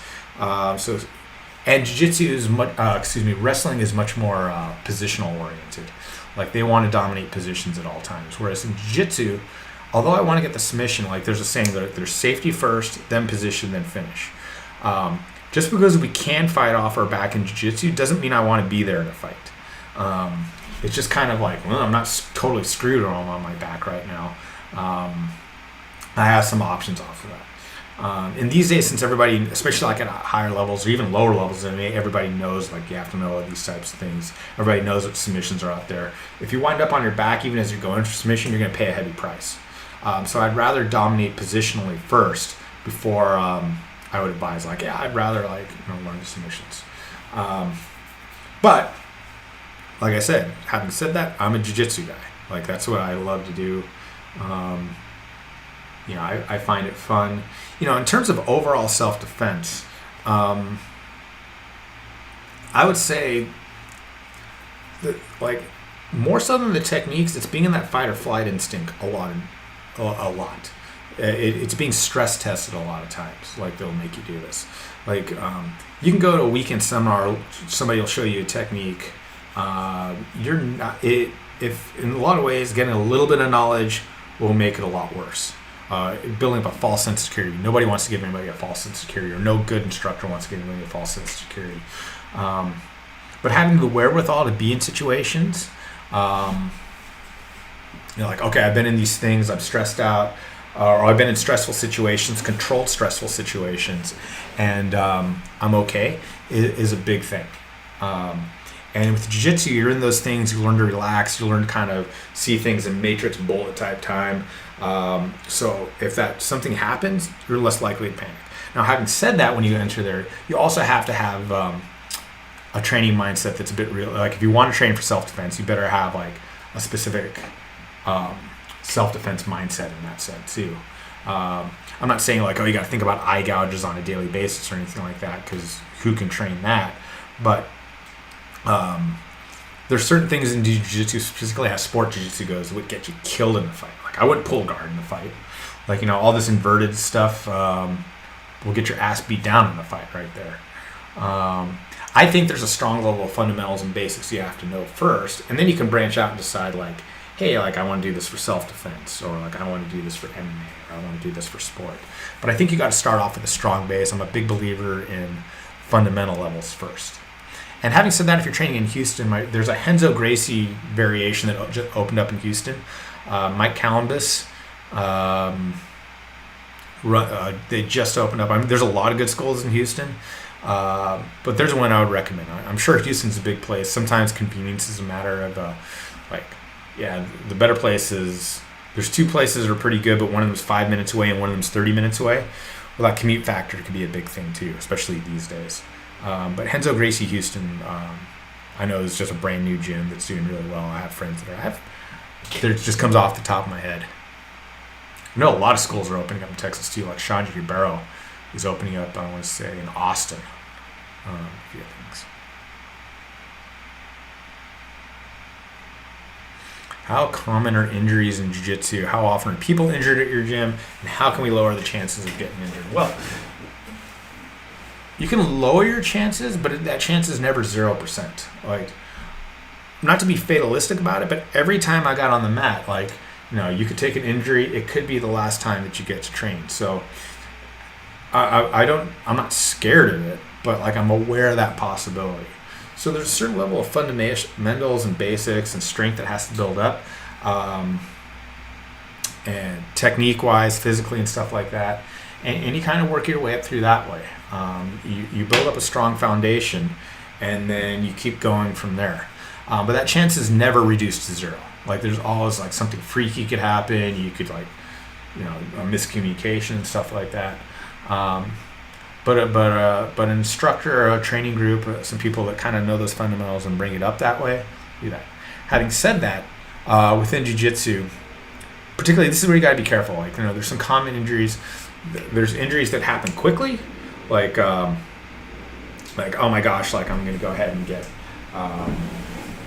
like that sudden injury, like, boom, my arm gets snapped, or I got thrown on my head and I broke my neck or something like that. Like, those are extreme, although I have seen those types of things happen.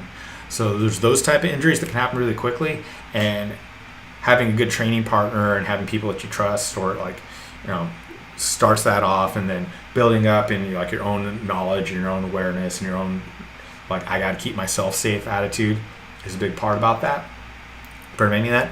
And there's also the long-term injuries in jiu-jitsu. Like, if you don't know how to train properly, if you don't do the proper conditioning, if you're not, like, concerned about your safety is going through. It's like, oh, I'm going to go ahead and roll upside down on my neck and invert and do all this crazy spinny stuff. There's a price to be paid on that. Whereas he might not feel it, today or tomorrow or like even a month later. That type of stuff accumulates. And sometimes that stuff accumulates because you get overdeveloped in things. Like jiu-jitsu guys have very strong cores, yeah? They can hold like guard positions, they can crunch, they have these stomachs their abdominals are really strong and their lower backs tend to be weak. So a strength, like watching what you do and stretching properly and a strength and conditioning routine that addresses the weaknesses that you'll develop or the imbalances you'll have in jiu-jitsu is extremely important. So, but the chance never goes down to zero. And it's not like, oh, you can get hit by a car when you walk in or hit by a bolt of lightning, which actually could happen here in Northern California. No, there's a realistic chance that you can get injured on this. But I know those risks.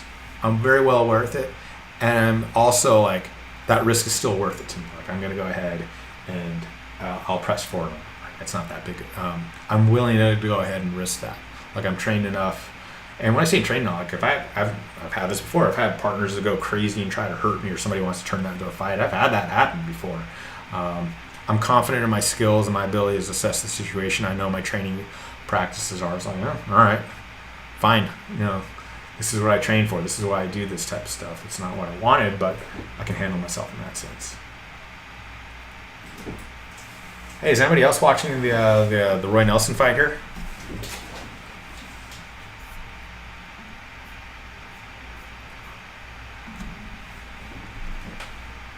I say Roy's looking good right now. He's pressing the action. Ooh! And as I say that, he just got tagged.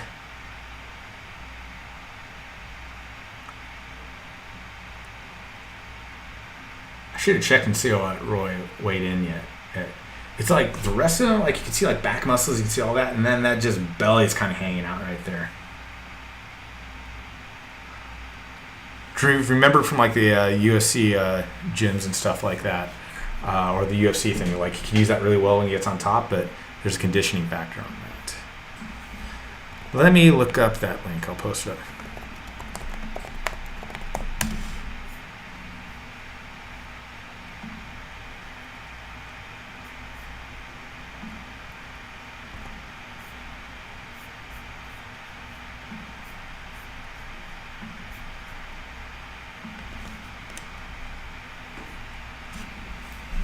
To be clear, Renzo Gracie, I mean, he's obviously an individual, but he's as much of a brand name or anything like that. Like, I don't think he's been to Houston yet to this gym. But the instructors there are excellent. Like, I happen to be friends with a few of them. Mike Columbus, for example, I know is one of the partners and investors on that. I know there's a lot of other good schools in Houston, too, but, like, you asked me, so that's the one that first came to my mind. Look up Houston BJJ.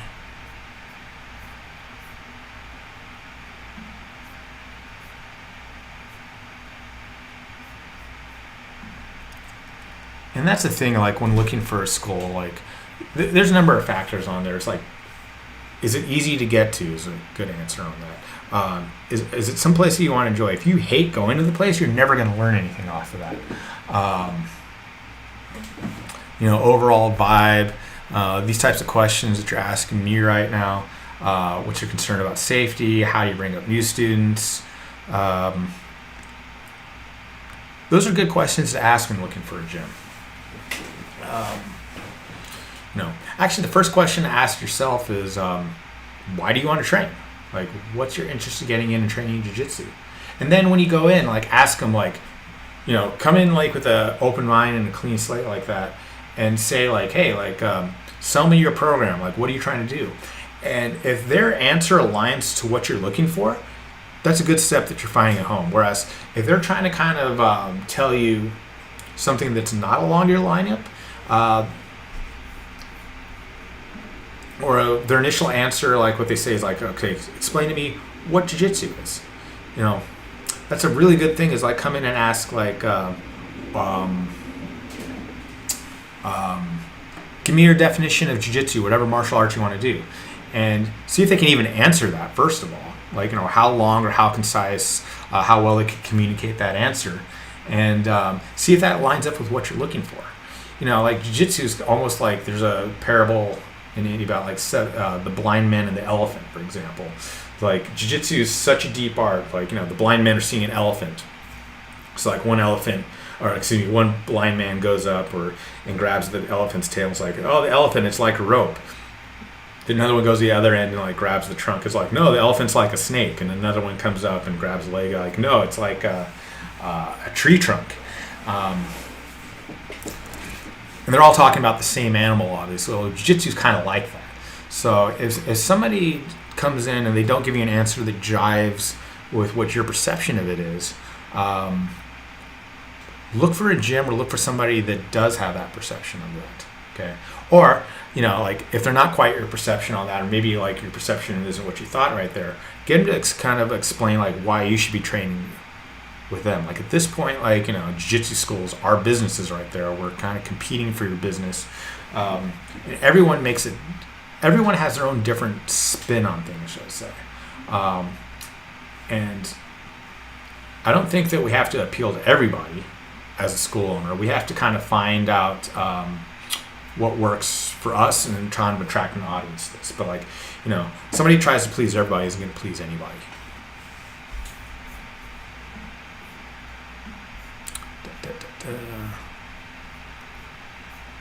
Recommend a boxing or MMA gym out of Houston. Sorry, that's a little bit out of my wheelhouse right there. And it's not so much that like money or not, it's an issue right there. It's like if I give a recommendation or if I look at it's usually a place that I've been to or somebody that I actually know. And like I said, I know the people over at Renzo Gracie Houston's. I know Renzo Gracie himself, so his reputation and all that. A lot of times, like there's brands like, oh, is jiu-jitsu better or boxing better right there? It's like, well, who's the coach you do there? Like, it could be a terrible jiu-jitsu coach and awesome boxing coach. I would tell you go to the boxing gym. Even though I'm a jiu-jitsu guy, right? Sometimes it's the singer, not the song. Who's up next on Fight to Win? Well, right now I'm seeing it, I'm going to mispronounce, Bays versus Dirkingching. And where's that at right there?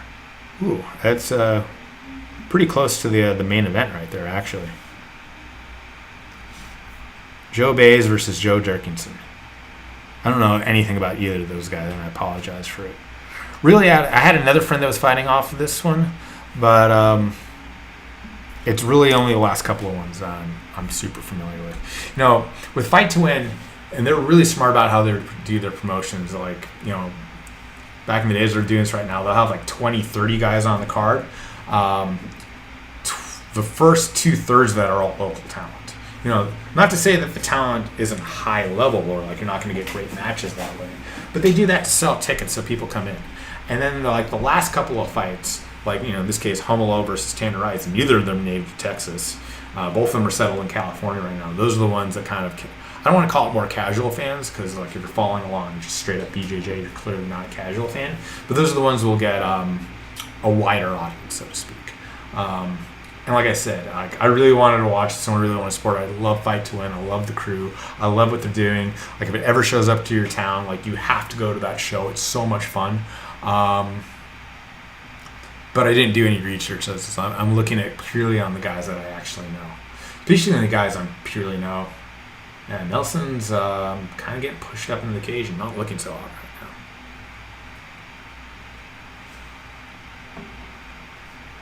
Joe D is teammate. Oh, is this for a belt right now?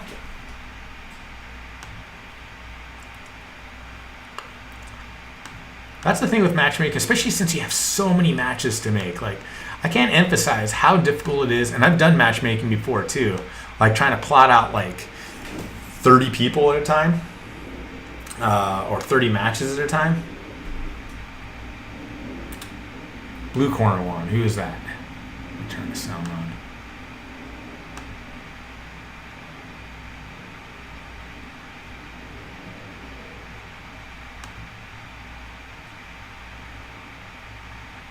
Alright.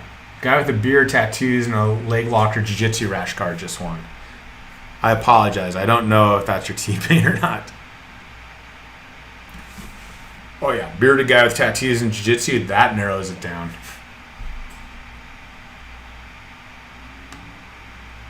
And Nelson's look better.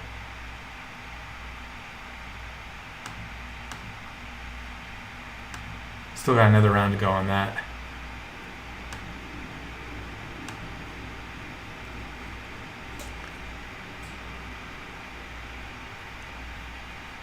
Still one more round to go with Roy Nelson's match, but right now, if it was decision, I think it's leaning towards his opponent. He's going to have to pull something off on this.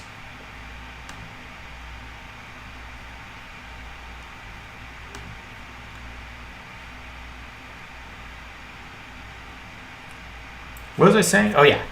Trying to matchmake or people drop out. Like, I had a friend, Nathan Mendelson, was supposed to be on this card. He's out of Santa Cruz. And unfortunately, his opponent had an injury, so he got pulled off the card. He sent the message. On one hand, I hope he didn't go all the way to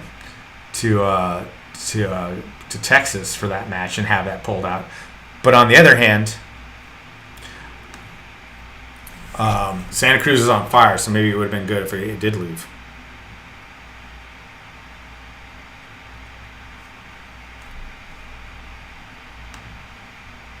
I'm going to go out and say that if Roy wants to win this match, he needs a finish.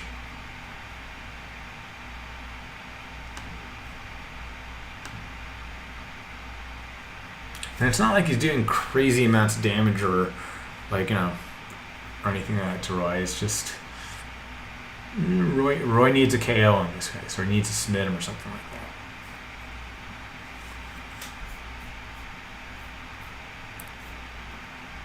Yeah, I'm sorry, Martin, that I don't know. Like I say, if you came down for the results or full-on commentary on Fight to Win, I'm doing a terrible job on that, and I apologize.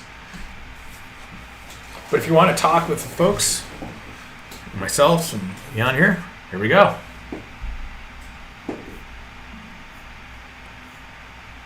Javier Gomez versus Lucas Lima is up next, I guess.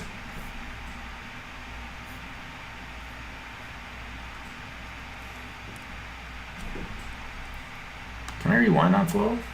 I can tell you that way.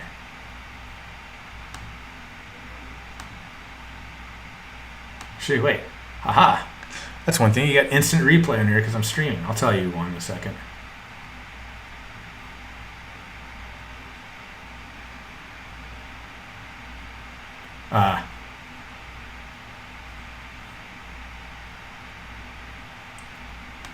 Kind of skimming through this, blah, blah, blah.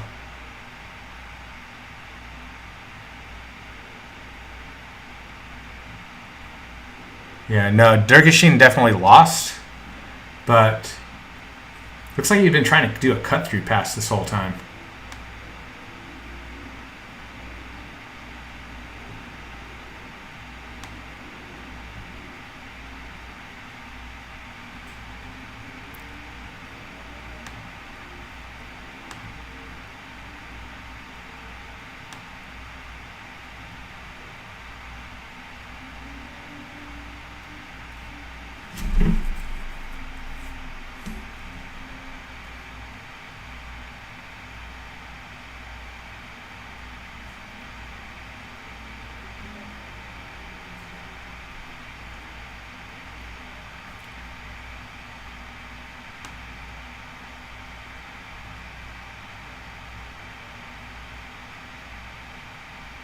Yeah, Joe Bays won, but it was a close match. I don't know. Kind of skimming through, I'm not quite sure why they made the decision they did on that. Only skimming through. Sometimes when you're on the mat, it looks different. I hate I've been the judge before, so I hate second guessing things like that. When two guys the fight to win criteria, it's 100% submissions. Position doesn't matter. Anybody that tried a submission is going to be the one that won that match. I didn't see any submissions happen on that match, and quite frankly, they'll even say this on the fighters meeting in the beginning. If you leave it to the referee's decision, if you're not actively going after submissions, don't bitch about the outcome. But having said that, nobody has certainly your teammate doesn't have anything bad feel about that, especially if you took it on short notice.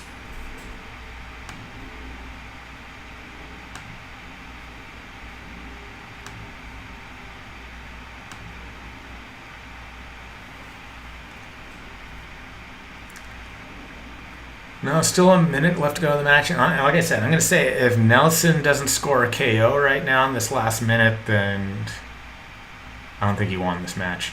Ooh, slam on fight to win.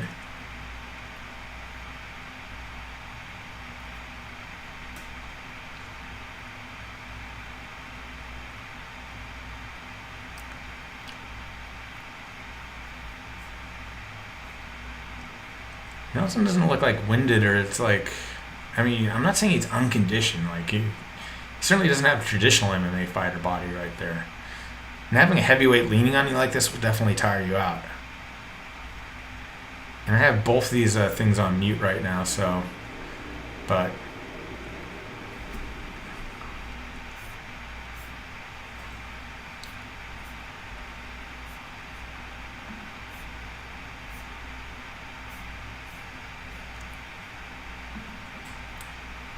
Coming back with a little offense right there. It's like the last 10 seconds, so. Yeah, I'm going to say Nelson lost that match.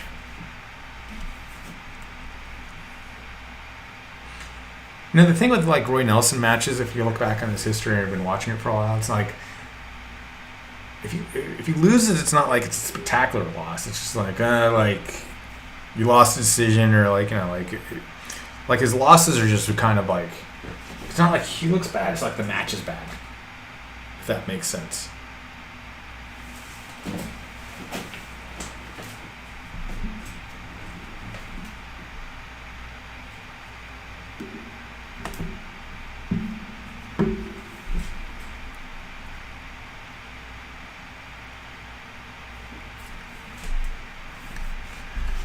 And be this can flip over to fight to win and see what's going on there.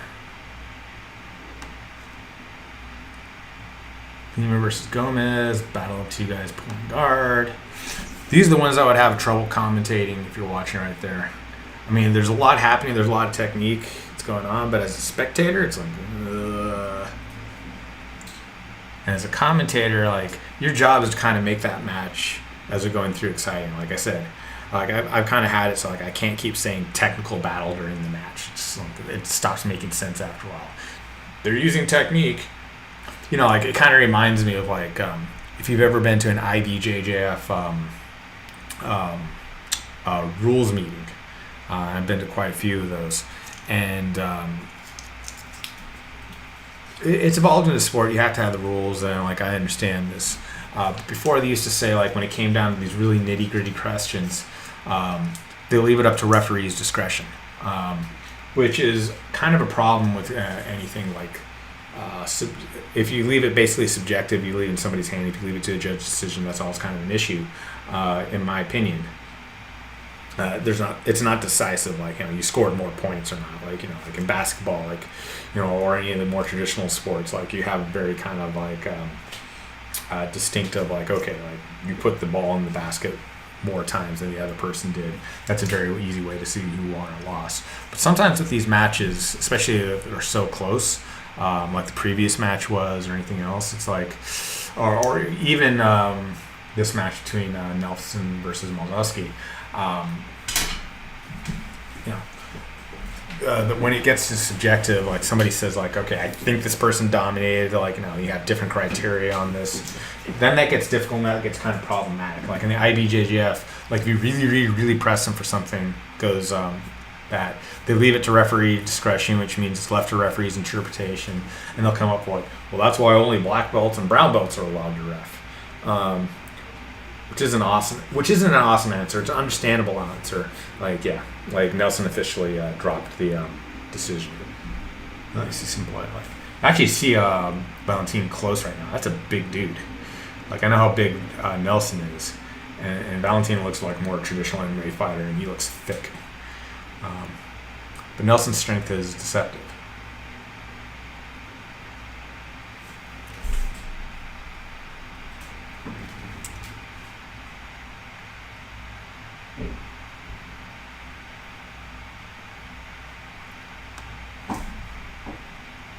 I didn't realize this was for a belt here on the fight to win. Like I said, this is going to be close. Somebody is not going to be happy about this decision. Here we go. Javier Gomez, he's got a title. The lovely and talented Missy with the title.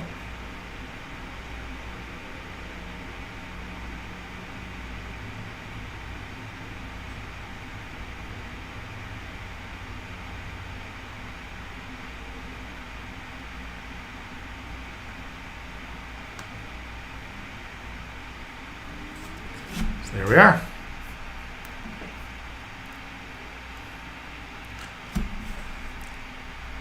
Four fights left on Fight to Win. And 2 fights left on Bellator.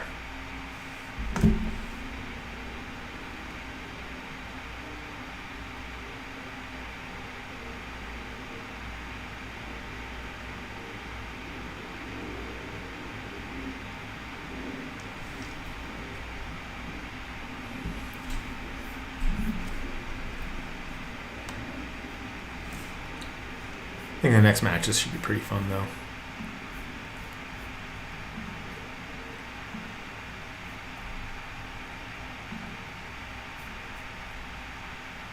What's the worst pain I've ever had from fighting or jiu-jitsu regarding an injury? I broke my hand in a match.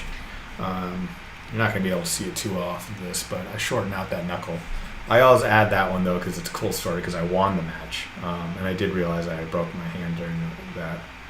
I think the worst injury, or the most painful injuries I've taken off jiu-jitsu, are popping ribs. When I say popping ribs, it's like separating or doing something in cartilage. When you pop a rib or break a rib, it's just like everything stops at that point. It's like, oh, I'm in pain. And usually it comes from, like, you get twisted up. Like, your arms go one way and your legs go a different direction. Your torso gets twisted up. Somebody lands on top of you.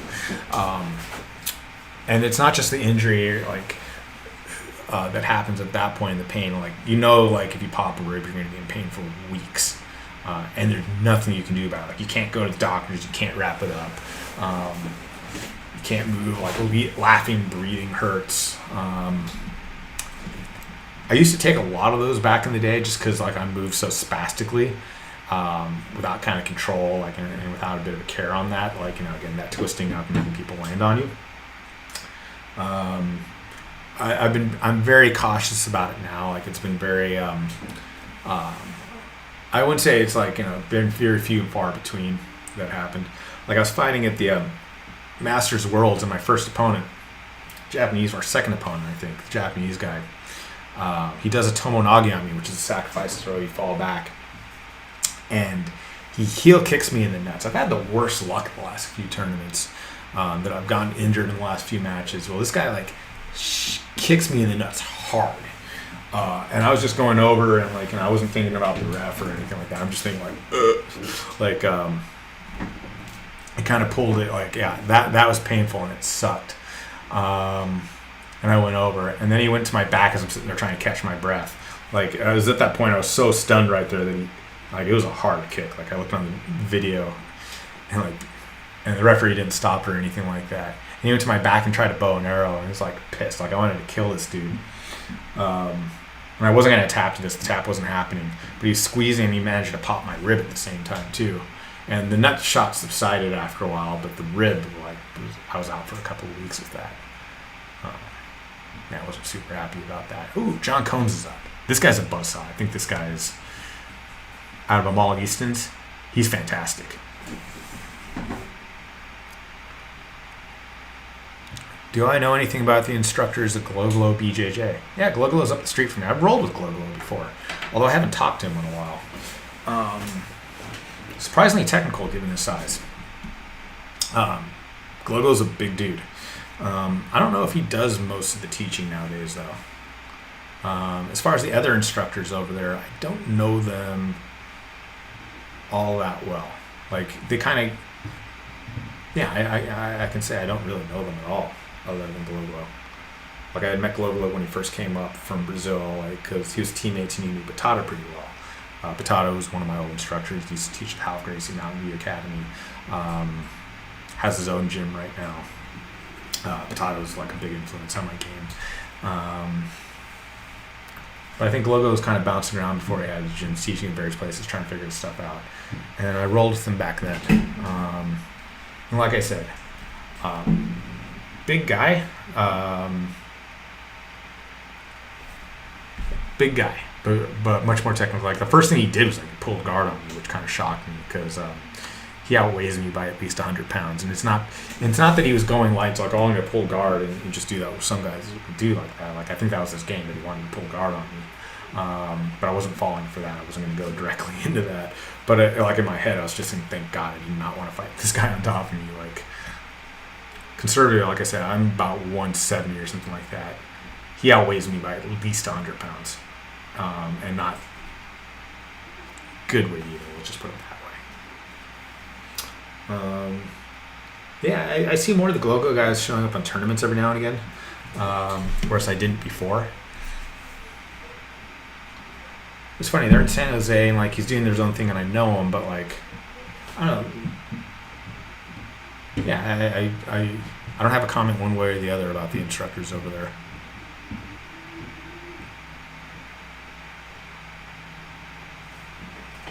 I just don't know.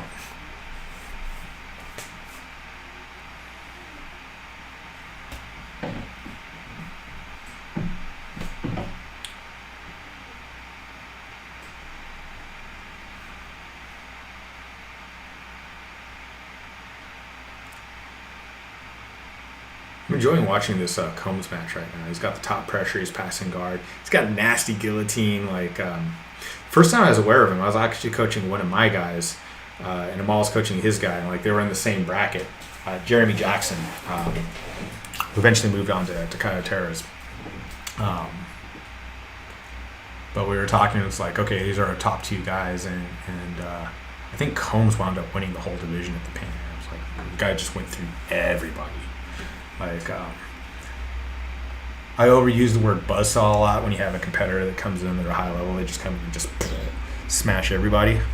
At least at the brown belt level, Combs was that guy. Like, now when you go from brown belt level to black belt level, there's a jump, both psychologically and skill and technique wise and stuff like that. I mean, you can do really well as a brown belt and do really well in the black belt. But the best analogy I can give from a competitive standpoint is the difference between going from the collegiate level to the professional level. It's the difference between playing hoops in NC2As, and you can be the man there, and then when you go to the NBA, it's a completely different level. You're dealing with veterans and guys that have been there for a long, long time. And I've seen that happen to a lot of competitors too. Like, yeah, they were the man at brown belt, but it doesn't always translate into you're going to be the man at black belt. Sometimes. And there's some really notable exceptions to that. Like, take a guy like Adolfo Vieira, the black belt killer. Like, he submitted, starting at ADCC, or excuse me, not ADCC, the Abu Dhabi Jiu-Jitsu Championships. Whereas he was a brown belt and he entered that and he won the absolute. He tapped out a lot of black belts, like a lot of established black belts. And Adolfo Vieira is fighting in the UFC right now. And I think Adolfo Vieira, I think he has a jiu-jitsu style that's perfectly suited to MMA.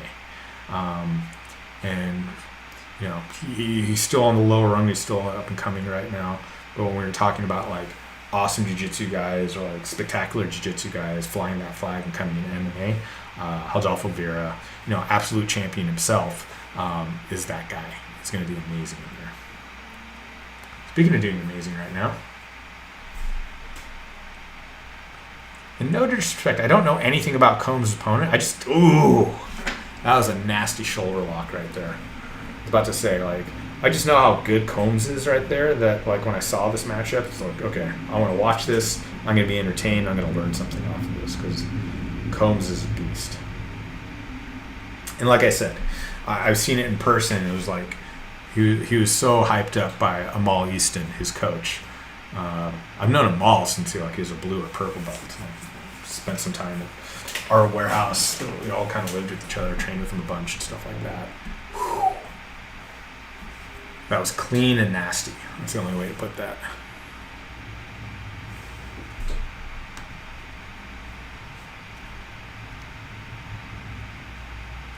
Got a commercial on one side, a commercial on the other side. Give me 1 second. I just have to. I'll be back. I'm just using the bathroom right now.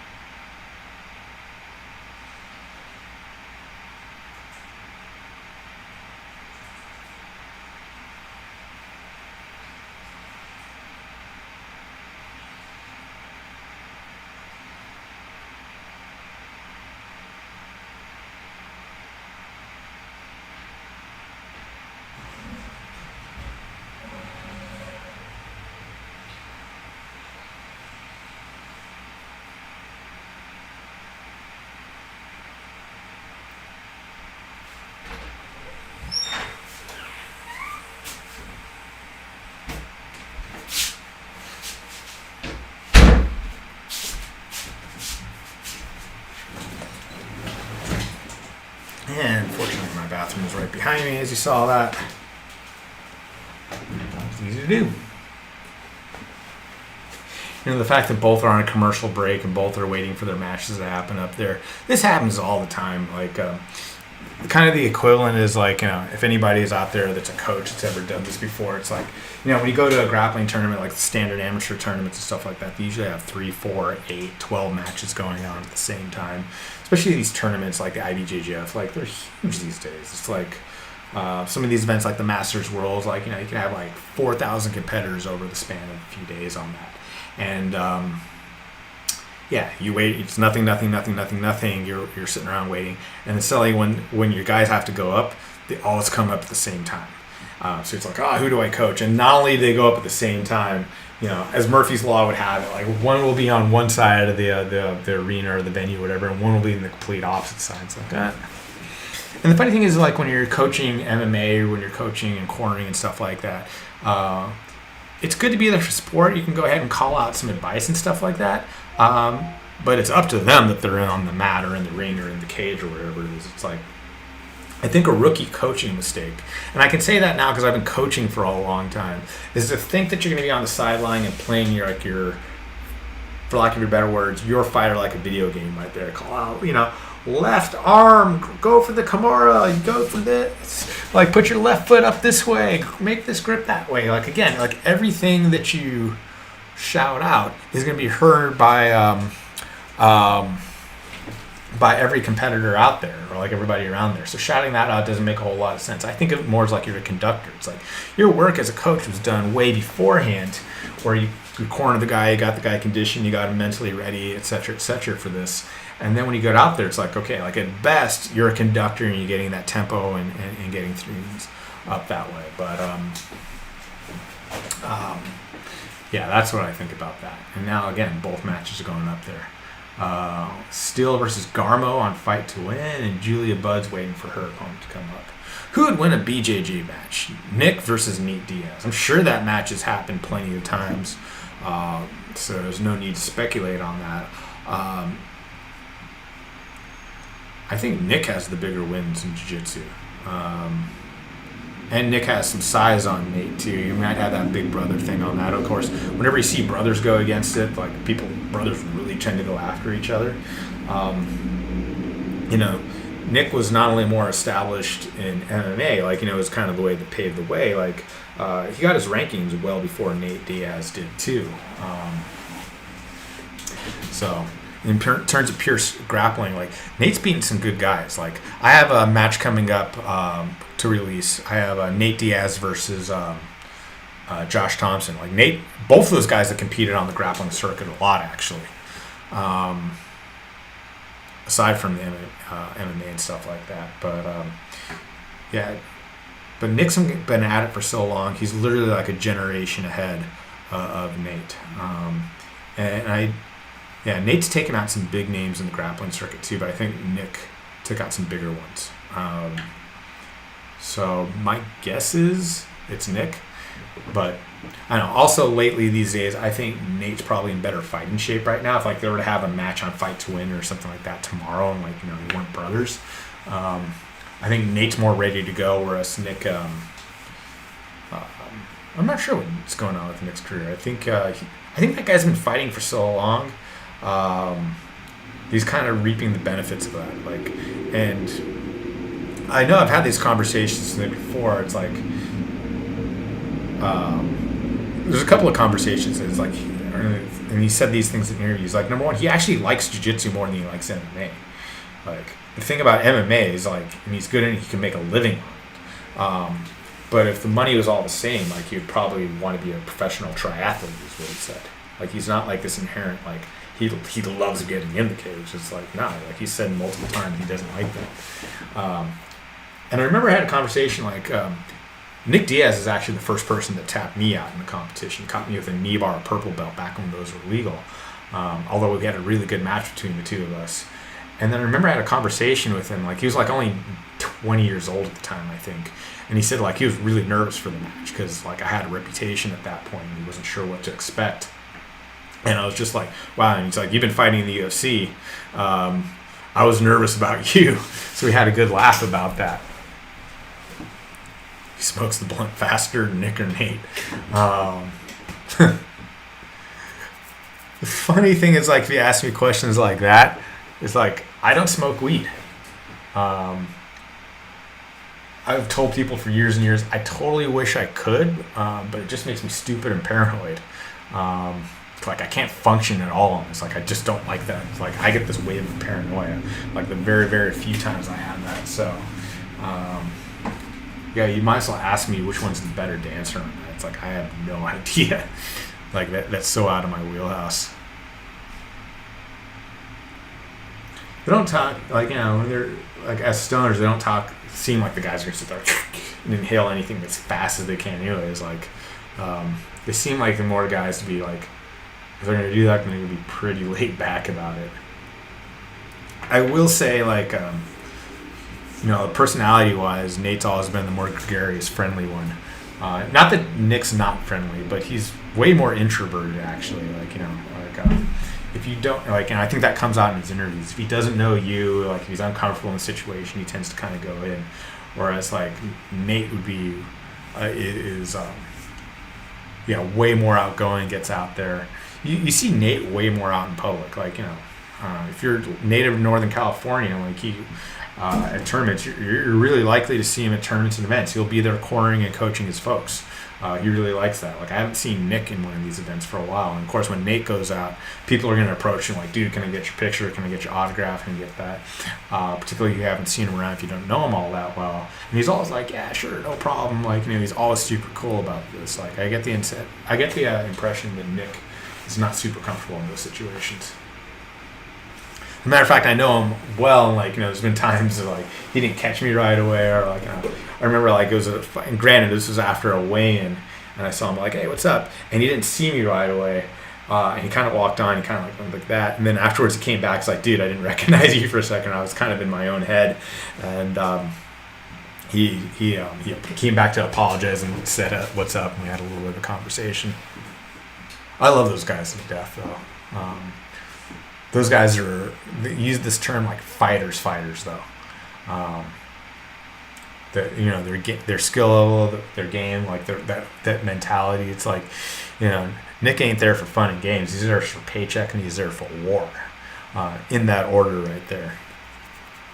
He's gonna do what he has to do right there, but it's not like this fun and games type things when he gets there. It's like he's in there, he gets out there, he's all business.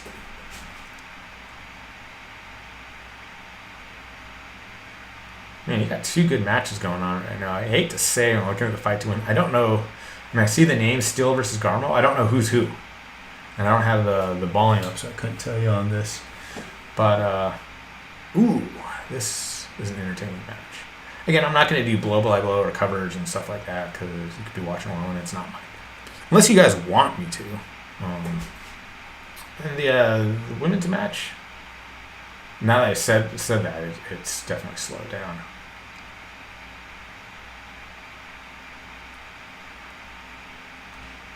Especially with this lockdown right now too. Like, these types of events, like, are always way more fun to watch with other people.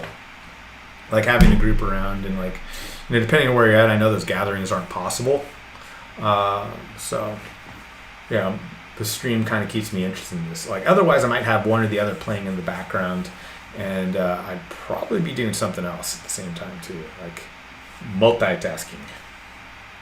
Kind of multitasking right now that I have 2 events going on at the same time. I gotta shrink the stream up so I can see this a little bit better.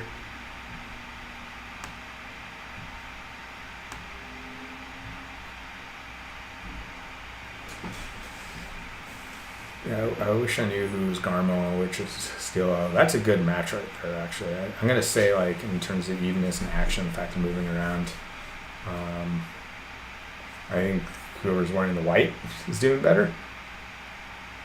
But ooh, you'll watch these differently as a competitor, as a commentator, as a fan, as a judge. When if I'm reffing up on that surface, particularly in fight to win, since it's an elevated platform, my main concern is the safety of the competitors. One wrong turn, you could go flying off of that. Like I've had to throw, and I've done this in other events too. Like I've had to throw my body in between the competitors in harm's way. I think there's a responsibility that if you're out there, that should be your priority right there. That you have to do that. Like I think that's kind of, for lack of better words, if you're going to be refereeing in a combat sport, the safety of the competitors is your first priority, and you have to be willing to make some sacrifices. You have to be willing to get in there. You have to have that ability to get in there. If I've ever complained that somebody's a bad ref, and I complain a lot about people being a bad refs, but I think the worst refs are the ones that don't, they'll get out of the way or don't take that seriously. They can't have control of the match, and aren't going to keep people safe. I'm not going to name names, but there's some people, when I see them reffing at various events, that I'm really unhappy. I'll be really unhappy internally about, because I don't think they care about the safety of their competitors. It's not that they don't care; it's they won't just do anything about that. Or it's like when push comes to shove, I think there comes to a choice. It's okay, I understand the risk. I have to put myself in harm's way, and they won't put themselves in harm's way. And I don't think if you're not willing to put yourself in harm's way as a ref in a combat sport, then you should not be reffing. And I've seen that, it takes an amount of physicality on that. If you're a competitor and you have something to lose on this one right there, you shouldn't be reffing. I'll be really clear about that. And I've said that in different venues and stuff like that.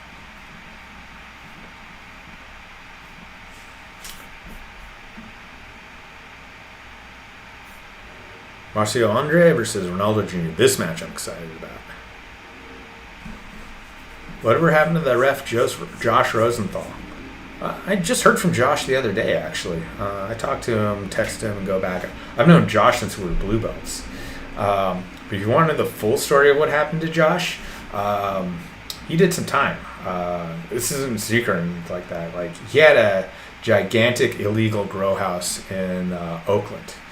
And he wound up doing 14 or 18 months off of this. And yeah, I know, I said the same thing. It was how the hell can you go to jail in Northern California for selling or growing weed or something like that? But turns out it was a pretty big operation. It was something, there was a quasi-legality on this at the time that he did this, and he was definitely on the other side of it. So yeah, he did his time, and there was a certain type of thing, because he's now a convicted felon, that the UFC actually supported him quietly, that they would actually, they didn't have a problem with him. But there's also the athletic commissions, there's travel, he has to, there's some things he had to go through. But he eventually made his way back, at least to some of the other shows. He started on the smaller shows. He basically had his work his way back up to the big shows again. And I think he's been to Bellator, but not UFC.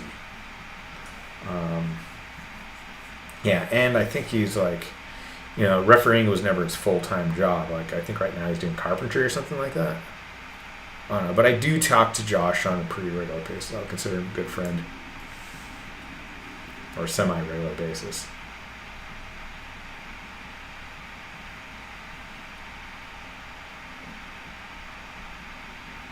I'm excited about this match. I think the fight to win, Junior versus Andre. Like, I'm pretty high on Junior. Now, he was supposed to fight Gordon Ryan earlier, and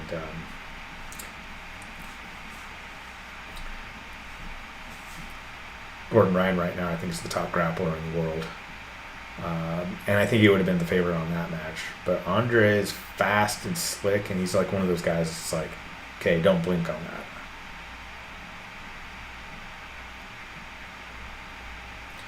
And just like, again, like, ooh, yep, pass to the back right away. And not great control at this point, but sometimes when guys are that athletic and that fast, it's like they'll go out and try stuff and see if it sticks, and they can get away with that because of their athleticism. It's like, okay, if I miss that, boom, I'll just go ahead and try that again. And that's what makes this guy to watch. Like, there's a difference between, like, how shall we say, effective grappling and effective jiu-jitsu, and sometimes fun to watch from a spectator. Like, some guys are more spectator friendly than others, and like, I think Junior is about as spectator friendly to the grappling game as you can get.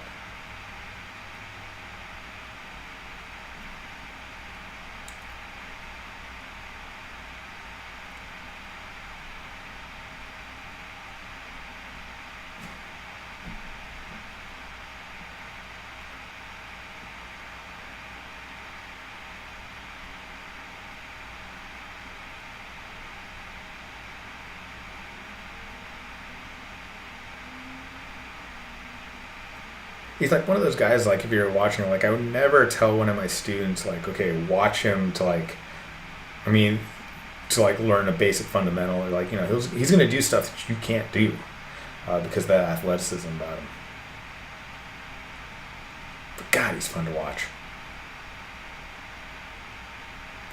And if you want grappling to grow, or your sport to grow, or if you want to make yourself a name or push yourself out there, you have to be spectator, you have to be fan friendly, you have to put that style out. You know, you can be very effective and very boring. You're not going to get matches booked.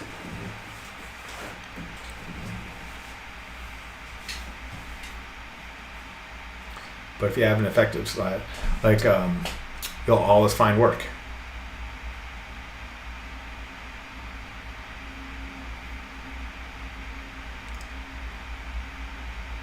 I'm not sure about that guard pull by Andre right there.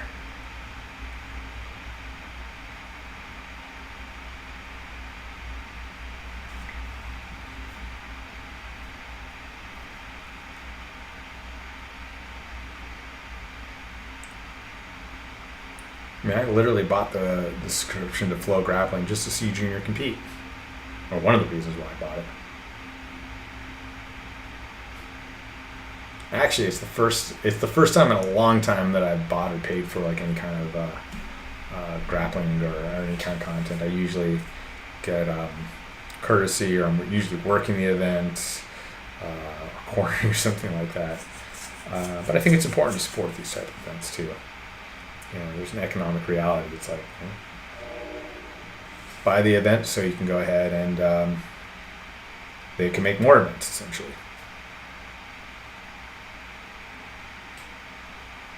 And especially right now that there's not a whole lot of sports going on, I'm glad grappling's back to a certain degree. I do think we have to be smart about it, given there's a pandemic. We're not all the way back yet. Like, we're going to be in modifications. You know, we got to do our part as contributing members to society to make sure that, you know, our responsibility to our community, our students, ourselves, and keep ourselves safe. You know, the limited capacity, you know, watch where you're at, work with who you trust.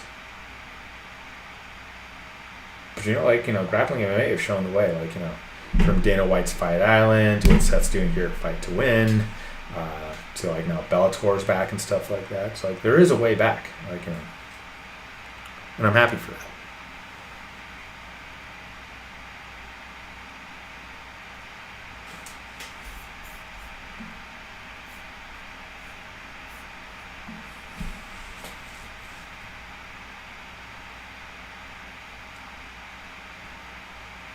I'm watching the female match too, and honestly, the way these women are on their close up, like, I don't know which one's which. And it's not that I'm not a fan of women's MMA. Like, I know who Bud is, at least.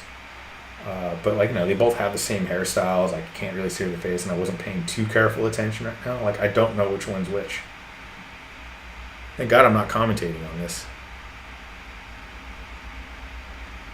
Did I see the new Mexican cartel chainsaw snuff video? Nah, man, I can't watch that stuff. It's bad for the soul. Like, I'm old enough to remember stuff like Style Project and Rotten.com and the BME Pain Olympics and stuff like that. And I think it does something to your psyche to watch that type of stuff. I know that stuff happens, but I made a conscious choice a while ago that just for my own sanity that I can't watch that type of stuff. Hell, I've gotten sensitive to the point right now. Like, I love watching MMA. I like watching knockouts. I hate the thought of somebody getting hurt and all that. Like, now that we know it's about concussions and CTE and stuff like that, it's like, I don't want to see any of these up-and-comers get hurt, like, or take long-term damage on that. And let alone what you see in the big knockouts there. Like, for every time they've been knocked out in the ring, I guarantee you they've been knocked out way more times in training. Like, I think about that type of stuff nowadays. But there's an art to it. There's competitiveness, adults making their choices. So I do watch MMA, although I don't like some aspects of it as much as I used to. But like I said, snuff videos and stuff like that. I'm not gonna be that guy that watches that. Although there was a time I was like, ooh, like Faces of Death and stuff like that. Now it's like, yeah, I'm a happier person for not watching that now.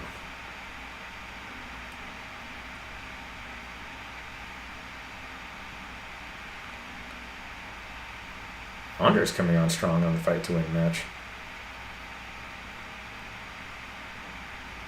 I don't know if it's a question of like Junior running out of steam here. Well, like I said, there's such a physicality of Junior's game. And I'm not going to call him untechnical or anything like that. But I think he has a style that very much relies on his athleticism. And generally speaking, how do I want to put this? You don't see super athletes in jiu-jitsu. They're rare.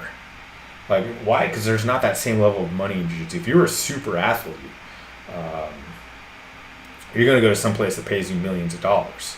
You're going to play in the NFL or the NBA or something like that. Or the Brazilians are going to be soccer. That's going to be your aspirations on that. There's some very athletic guys in jiu-jitsu. Like, even in MMA, for example, it's like, you have a lot of failed NFL players isn't quite the right word, but guys that didn't make it in other leagues. It's like, they found their home in jiu-jitsu. And they're athletic guys, don't get me wrong. And maybe, for various reasons, they somehow blossomed in MMA in a way that they didn't in that thing. But believe me, if I had a choice, if I could play in the if I can play in the NBA, or if I could be the best UFC champion, I would take the NBA. Way more money.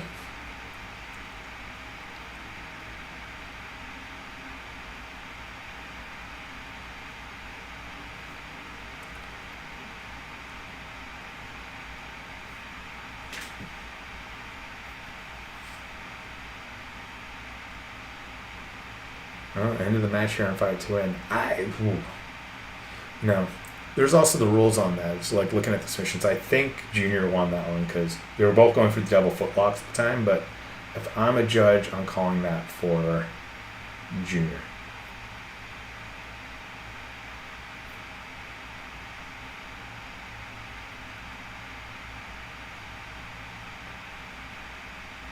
Oh, but they went to Andre on that. Interesting.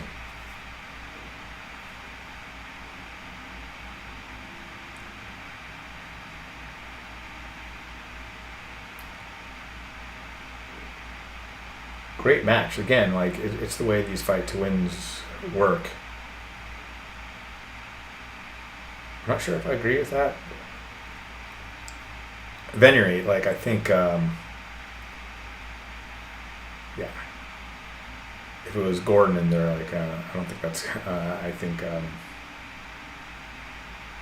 yeah, I think Gordon's still top dog. I think Gordon's going to be the favorite against anybody he goes against. Let's put it that way.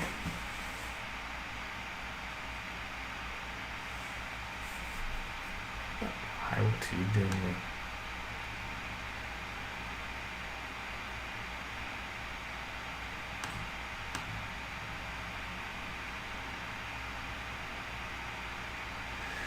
video's crystal clear on FloGrappling. The sound's a little bit wonky.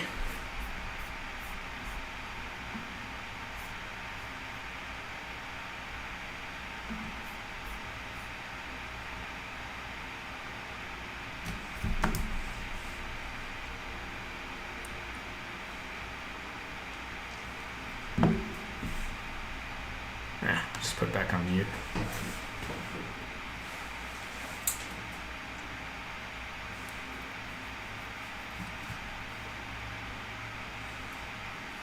I guess Julia Budd won that match. Now I see the picture side by side. I see them, the difference between the two. Like in the heat of the battle, since I was kind of half paying attention, I literally can tell which one was which at that point. Now I can. Yeah, Budd won that match. It's funny that like the action will be going on both screens at the same time, and then when they have pauses or like the decisions, they're both on at the same time. And clearly they're not coordinated. It's purely coincidental, but there you go. And now both of them are going to have their main events on at the same time, too.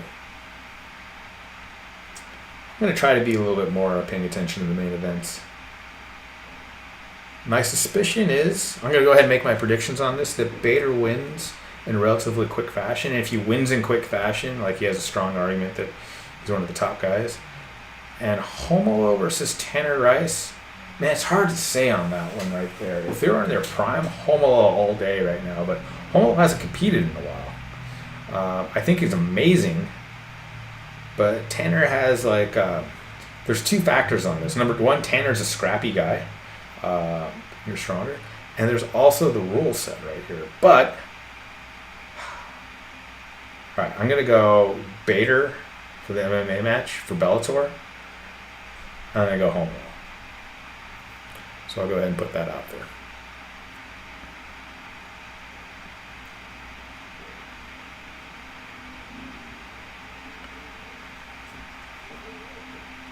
Homo is also the type of guy, though, like, you can go back and look at his fights and his technique and stuff like that and study him. Like, study his technique, study what he does. And learn a lot off of that. Like, I'm looking forward to this. And of course, they're going to both be on at the same time. Like I said, it's like when you're coaching at an event, or like even if you're like, for the jiu-jitsu folks out there, when you go to an event and you're waiting, you have two guys that are competing, nothing. And of course, they're both going to go up at the same time. It looks like, though, that's the thing about fight to win, though. Like, here comes Tanner Rice on the screen. That Seth runs a tight ship. Like, there's no like long periods in between each of these matches. Like, boom, here it goes. Boom, here it goes. Boom, here it goes. Again, like when I'm doing commentary, I need a bathroom break. That's a bit of a bummer when that happens right there. But look at this. Any good Chuck or Tito stories? Yeah, I have stories about both those guys actually.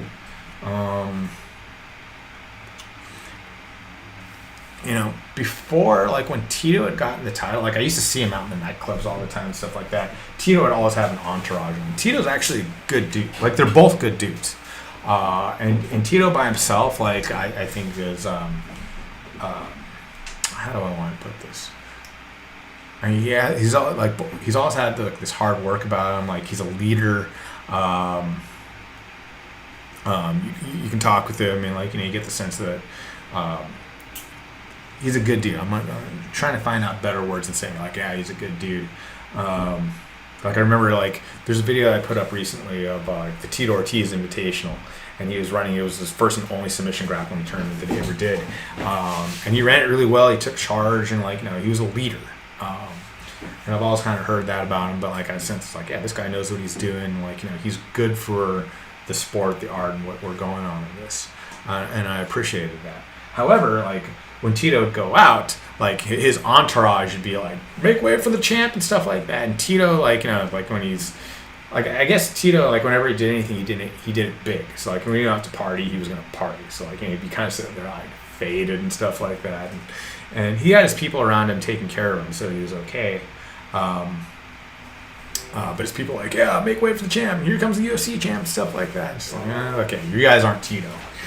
Chuck Liddell, at that point, when he was still up and coming and hungry and all that, like, he didn't do anything. Like, he would have this one drink in his hand, like, the whole time, and he'd kind of nurse it, and he'd be kind of sitting there waiting for something to go on. Like even back in then, like we saw like a fight going on, he'd like have that kind of caveman like stance like this and kind of shuffling around. It's like chances are he would jump into it. Like I've heard stories of like Chuck knocking out multiple guys in a nightclub. Like I haven't really heard Tito Ortiz fight stories like out there, but I've heard of Chuck knocking out guys. And Chuck's a great guy too. Like don't get me wrong, but he likes to fight. Like you know, I think Tito Ortiz got into MMA or fighting as a way out of things. Like he's talked about his life story, whereas Chuck was just he did it because he loved it. Like he really wanted to be in that. Whereas like after Chuck got the title, it changed a little bit. Then he'd be the guy that like sure you've seen videos of him like maybe he's partied a little bit too much and he did the interviews afterwards. But that only came after he got the title. All right, Homolo versus Tanner right there. That's dangerously close to a reap right there.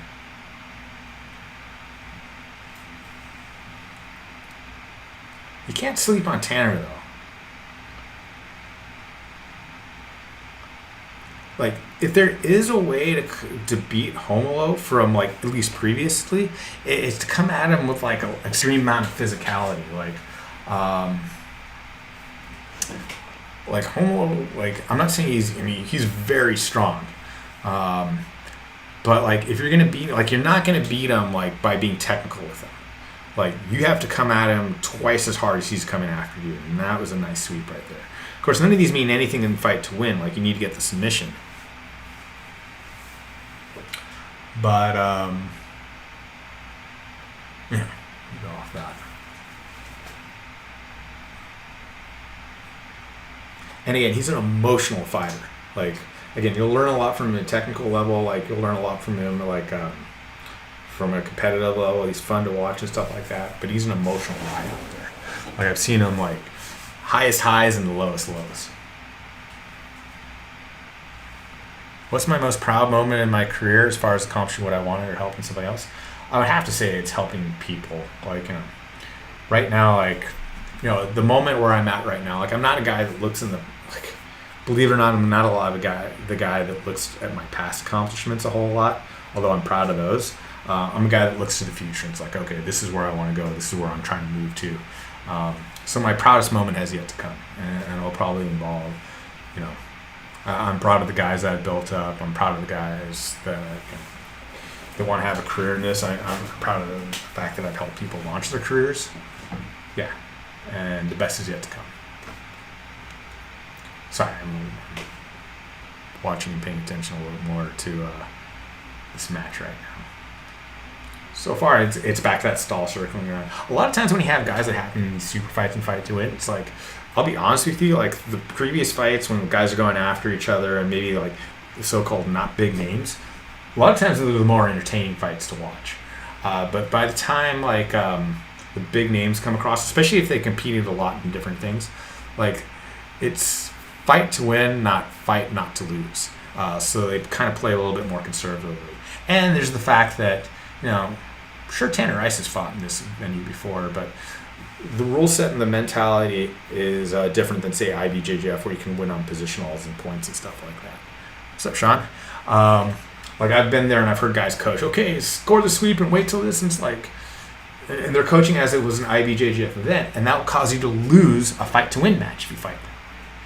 So, and it's hard to explain unless you're a competitor, unless you've been out there. Like, the rule set mentality is a big thing about this. Like, understanding the rule set and mentality.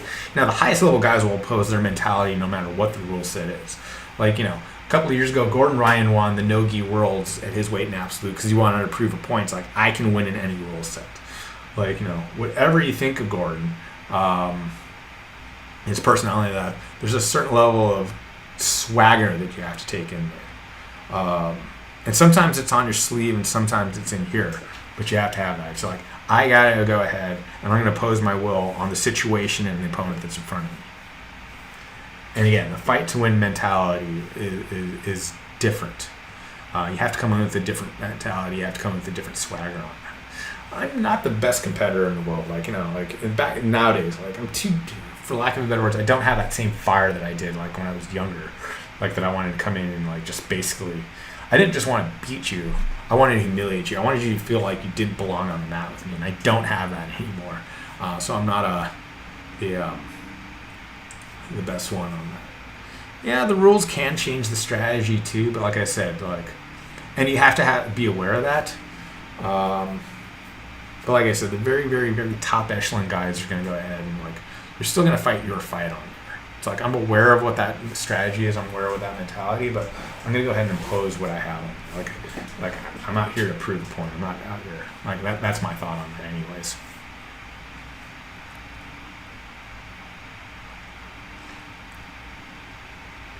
This might devolve into a stand-up battle between Homo and Tanner right now.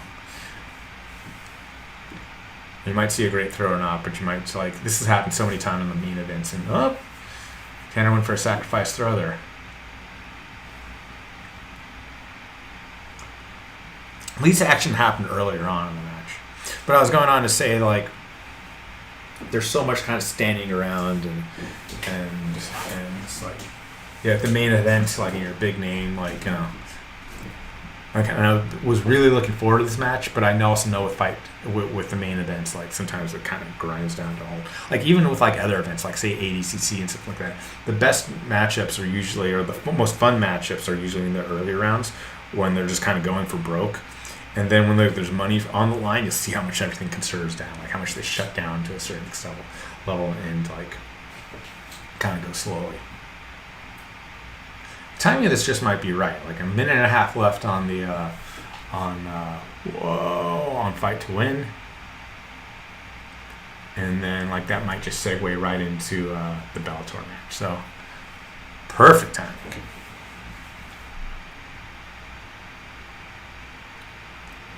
But again, positional dominance. I mean, if you have nothing else to go on the match, if nobody else submitted anybody or tried a submission, then you got to go on positional dominance, I guess, or that mindset right there. But there hasn't been really a great submission attempt off of either one of these guys.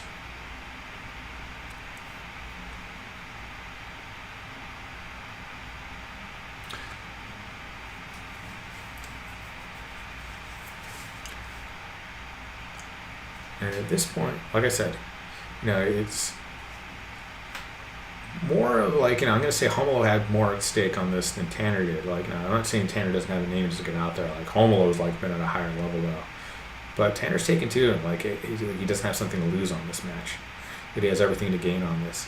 And he's coming at him with a physicality, matchup wise, that this is how you have to fight Homolo. You have to come after him. You can't be afraid of him. You can't give him that type of respect that this is the guy if you're going to get out there, you have to have that belief in yourself and you have to go after him. That's particularly how you have to go after a Homo from a competition standpoint. With Tanner's activity right now and the way he's moving, he might have stole this match. This is clearly going to go to a judge's decision right now. And the fact that Tanner was more aggressive here,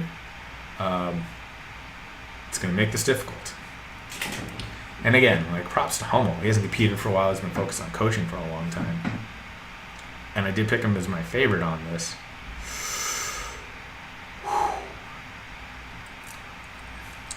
I could be wrong. I'm sitting here watching from the screen right there. I'm going to say Tanner won that match according to the Fight to Win rules, from what I saw right now. And while we're waiting for that decision to come, here comes... Yeah, Bader's blinking, he might have missed it type match.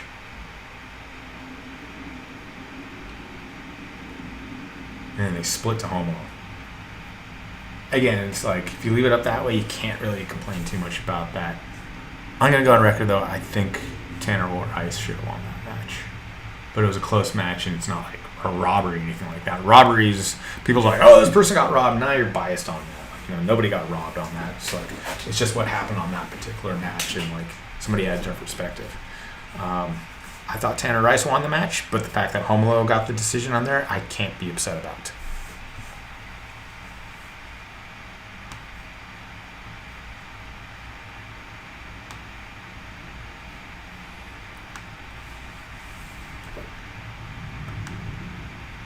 I'll watch it on the replay. That flow. I'm going to watch the rest of Bellator right now because it's the main event. Ooh, Bader's getting tagged.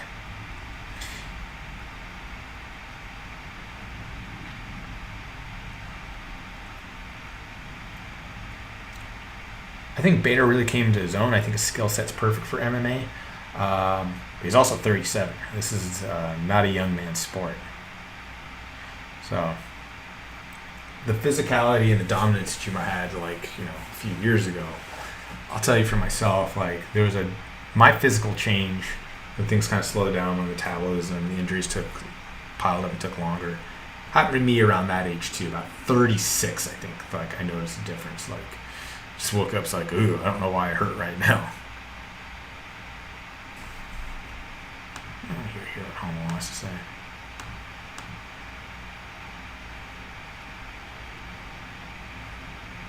Pretty sure the sound's on. It could be the fact I have 2 streams on right now. The sound has not been, like, the picture is perfect, and the sound's been was always kind of wonky on the FloGrappling stream. But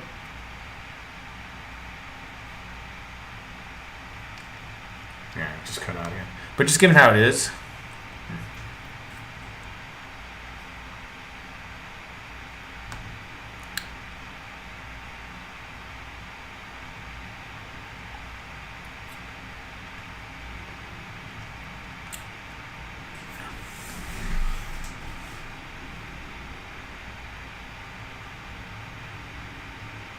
yeah, these days I feel pretty banged up. Sometimes I have this phase, like, 'cause, I mean, my life is clearly better because of jiu-jitsu, my physicality and whatnot, like, you know, some of the other things. But there's definitely a price that I paid from the way that, especially from the way I used to train back in my youth. You know, there's an article that came out, it's like, maybe you didn't want to take jiu-jitsu. Like, people were so like, oh, I wish I discovered jiu-jitsu in my 20s. I'm like, you probably would have broken yourself if you did. And I'm not saying that I didn't break myself because I was smarter than anybody else at that point. I think circumstances where I was either lucky plus my flexibility saved me. But it's definitely not because I was smarter than anybody. Like, trust me, I trained as hard as anybody, if not, and then some. So, like, when I preach about, like, injury prevention, when I preach about, like, taking care of yourself, I preach a lot of other things. It's like, it's 100% from experience.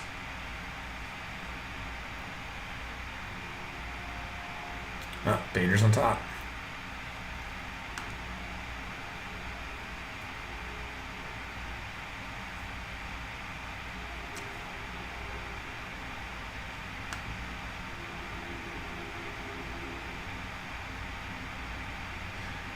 If you have a guy like Bader on top of you too, like, I'm not trying to submit a guy like that off my back. I remember years ago, like, you know, there's a whole debate, like, what would do? Hickson fought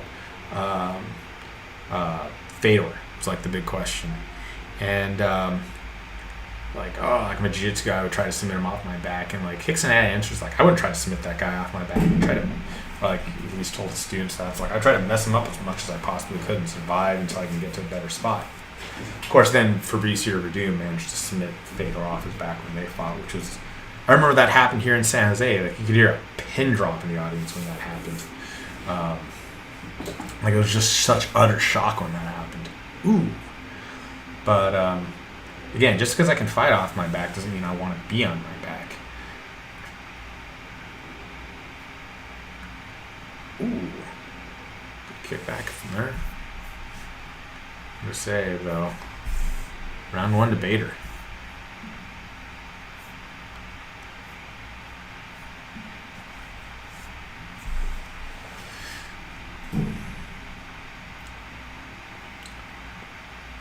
I'll be honest, like, you know, Rich is my boy. I like the quote, and I can appreciate you said, like, the winner, like, of this match is a contention for being the top light heavyweight in the world.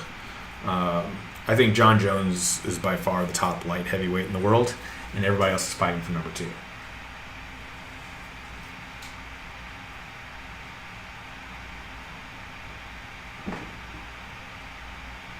Just my opinion.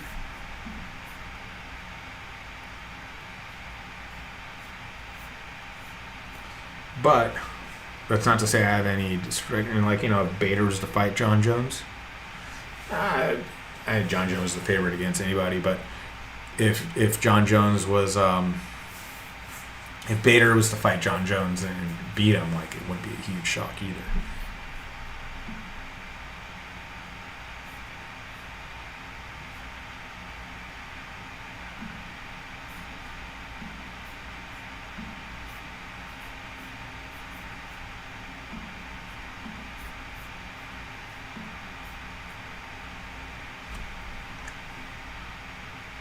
it's not like, Bader relied on that wrestling base, and he had physicality about him, and eventually that physicality is going to go away.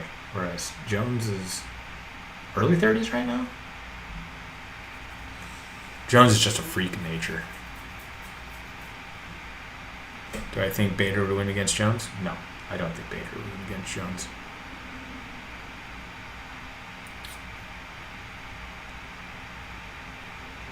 I don't think it's 10 out of 10. I think it's more like 19 out of 20. I gotta say though, John Jones should have been the best MMA, biggest name. He should have been making Conor McGregor money. I mean, it's not like he's not well off, but he should have been the highest paid MMA fighter in the world with that talent. If that guy could just keep his personal life straight, he could have been the best MMA fighter. He could have been that guy.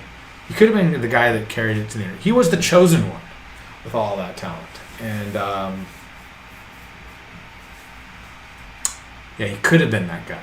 And he's literally again, he might be the most talented guy in the world, but that type of lifestyle, the type of stuff will come back and haunt you. And I think it hit him in the pocketbook. I really do.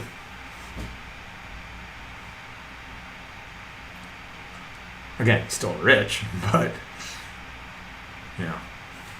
just saw that Proper 10 just sold for $200 million or something, or Proper number 12 or something like that. Sold for a ridiculous amount of money. Speaking of Ryan's, not Ryan Reynolds. Yeah, Deadpool. His company just sold for an absurd amount of money. He's already rich, but the sale of aviation gym made him exponentially richer. The sales of Proper 12 and stuff like that. Conor McGregor was a wealthy man, and he's about to get a lot more wealthy. And he's not just rich; he's wealthy. He has that kind of generational money right now that he's set up. Because whatever you think about,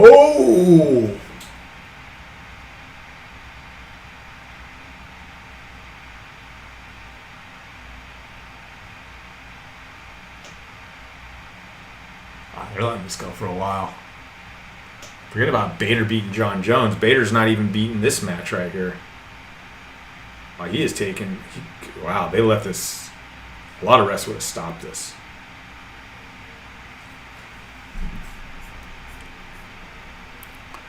Yes, I am watching Bellator 244 right now. And essentially what happened is Vadim knocked down Bader with a high kick, and I'm not going to call it an upset, but Vadim just knocked out Bader. Hit him with the kicks, swarmed on him, took way more punches. There's going to be a conversation that probably should have been stopped earlier, although Bader was defending. Bader got up to his feet again and just got knocked right back down. That was brutal.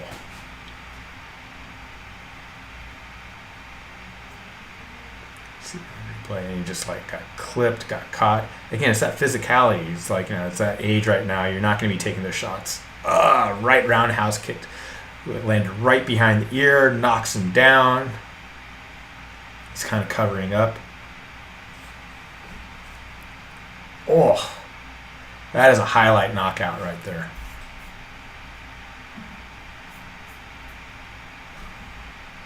You're going to want to see this in a replay, but again, yeah, I guess in slow-mo, not all these punches are landing. Bader's defending right now, but clearly that kick would have KO'd right off the bat anybody lesser than that. The fact that Bader fought on for as long as he could, kept struggling right there. Yeah, in slow-mo, he gets back up to his feet, and then tries running away, gets clipped again behind the ear, crumples down, takes a bunch more shots. Wow. There you have it. Your winner, Vadim Nemkov, knocks out Ryan Bader. And to be honest, I didn't know much about Vadim other than the fact that Rich said, hey, he's in contention for now being the best light heavyweight in the world. So, trust Rich. I'll take his word on that. But that was certainly as dominating a performance as we've seen in the light heavyweight division in a while. Yeah, Nemkov knocked out Bader.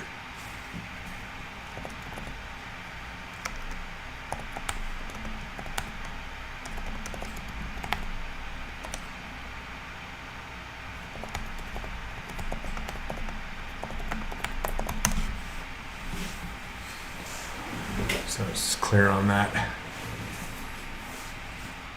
I didn't necessarily see that coming. I don't know. Like I wasn't super up on it, but wow.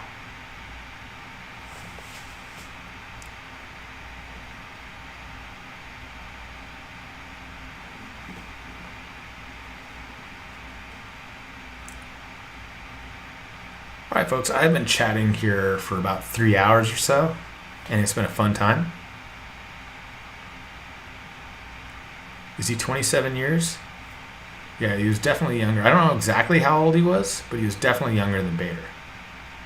I gotta go back and look. I 26, 27, younger guy. Yeah, that was impressive.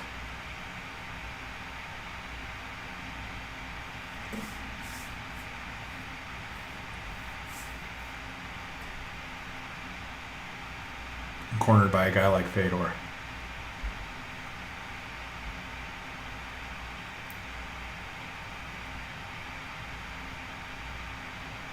And a belt.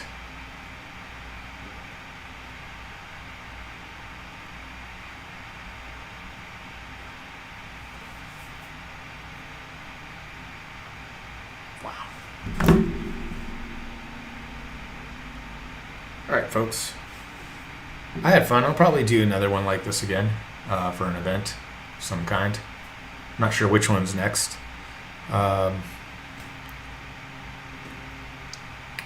Yeah, if you liked it, let me know. Thank you. And we'll do another one of these again sometime soon. Keep checking back on this channel. Again, I'm committed. I'm going to post up new content every single weekday. You know, happy to chat and talk and do this type of stuff. If you have other questions, you can send me a message. Maybe I'll do another live Q&A as opposed to a commentary thing like this. Check out my website, heroesma.com. Our online thing if you're interested in learning jiu-jitsu. Thanks so much. See you next time. In the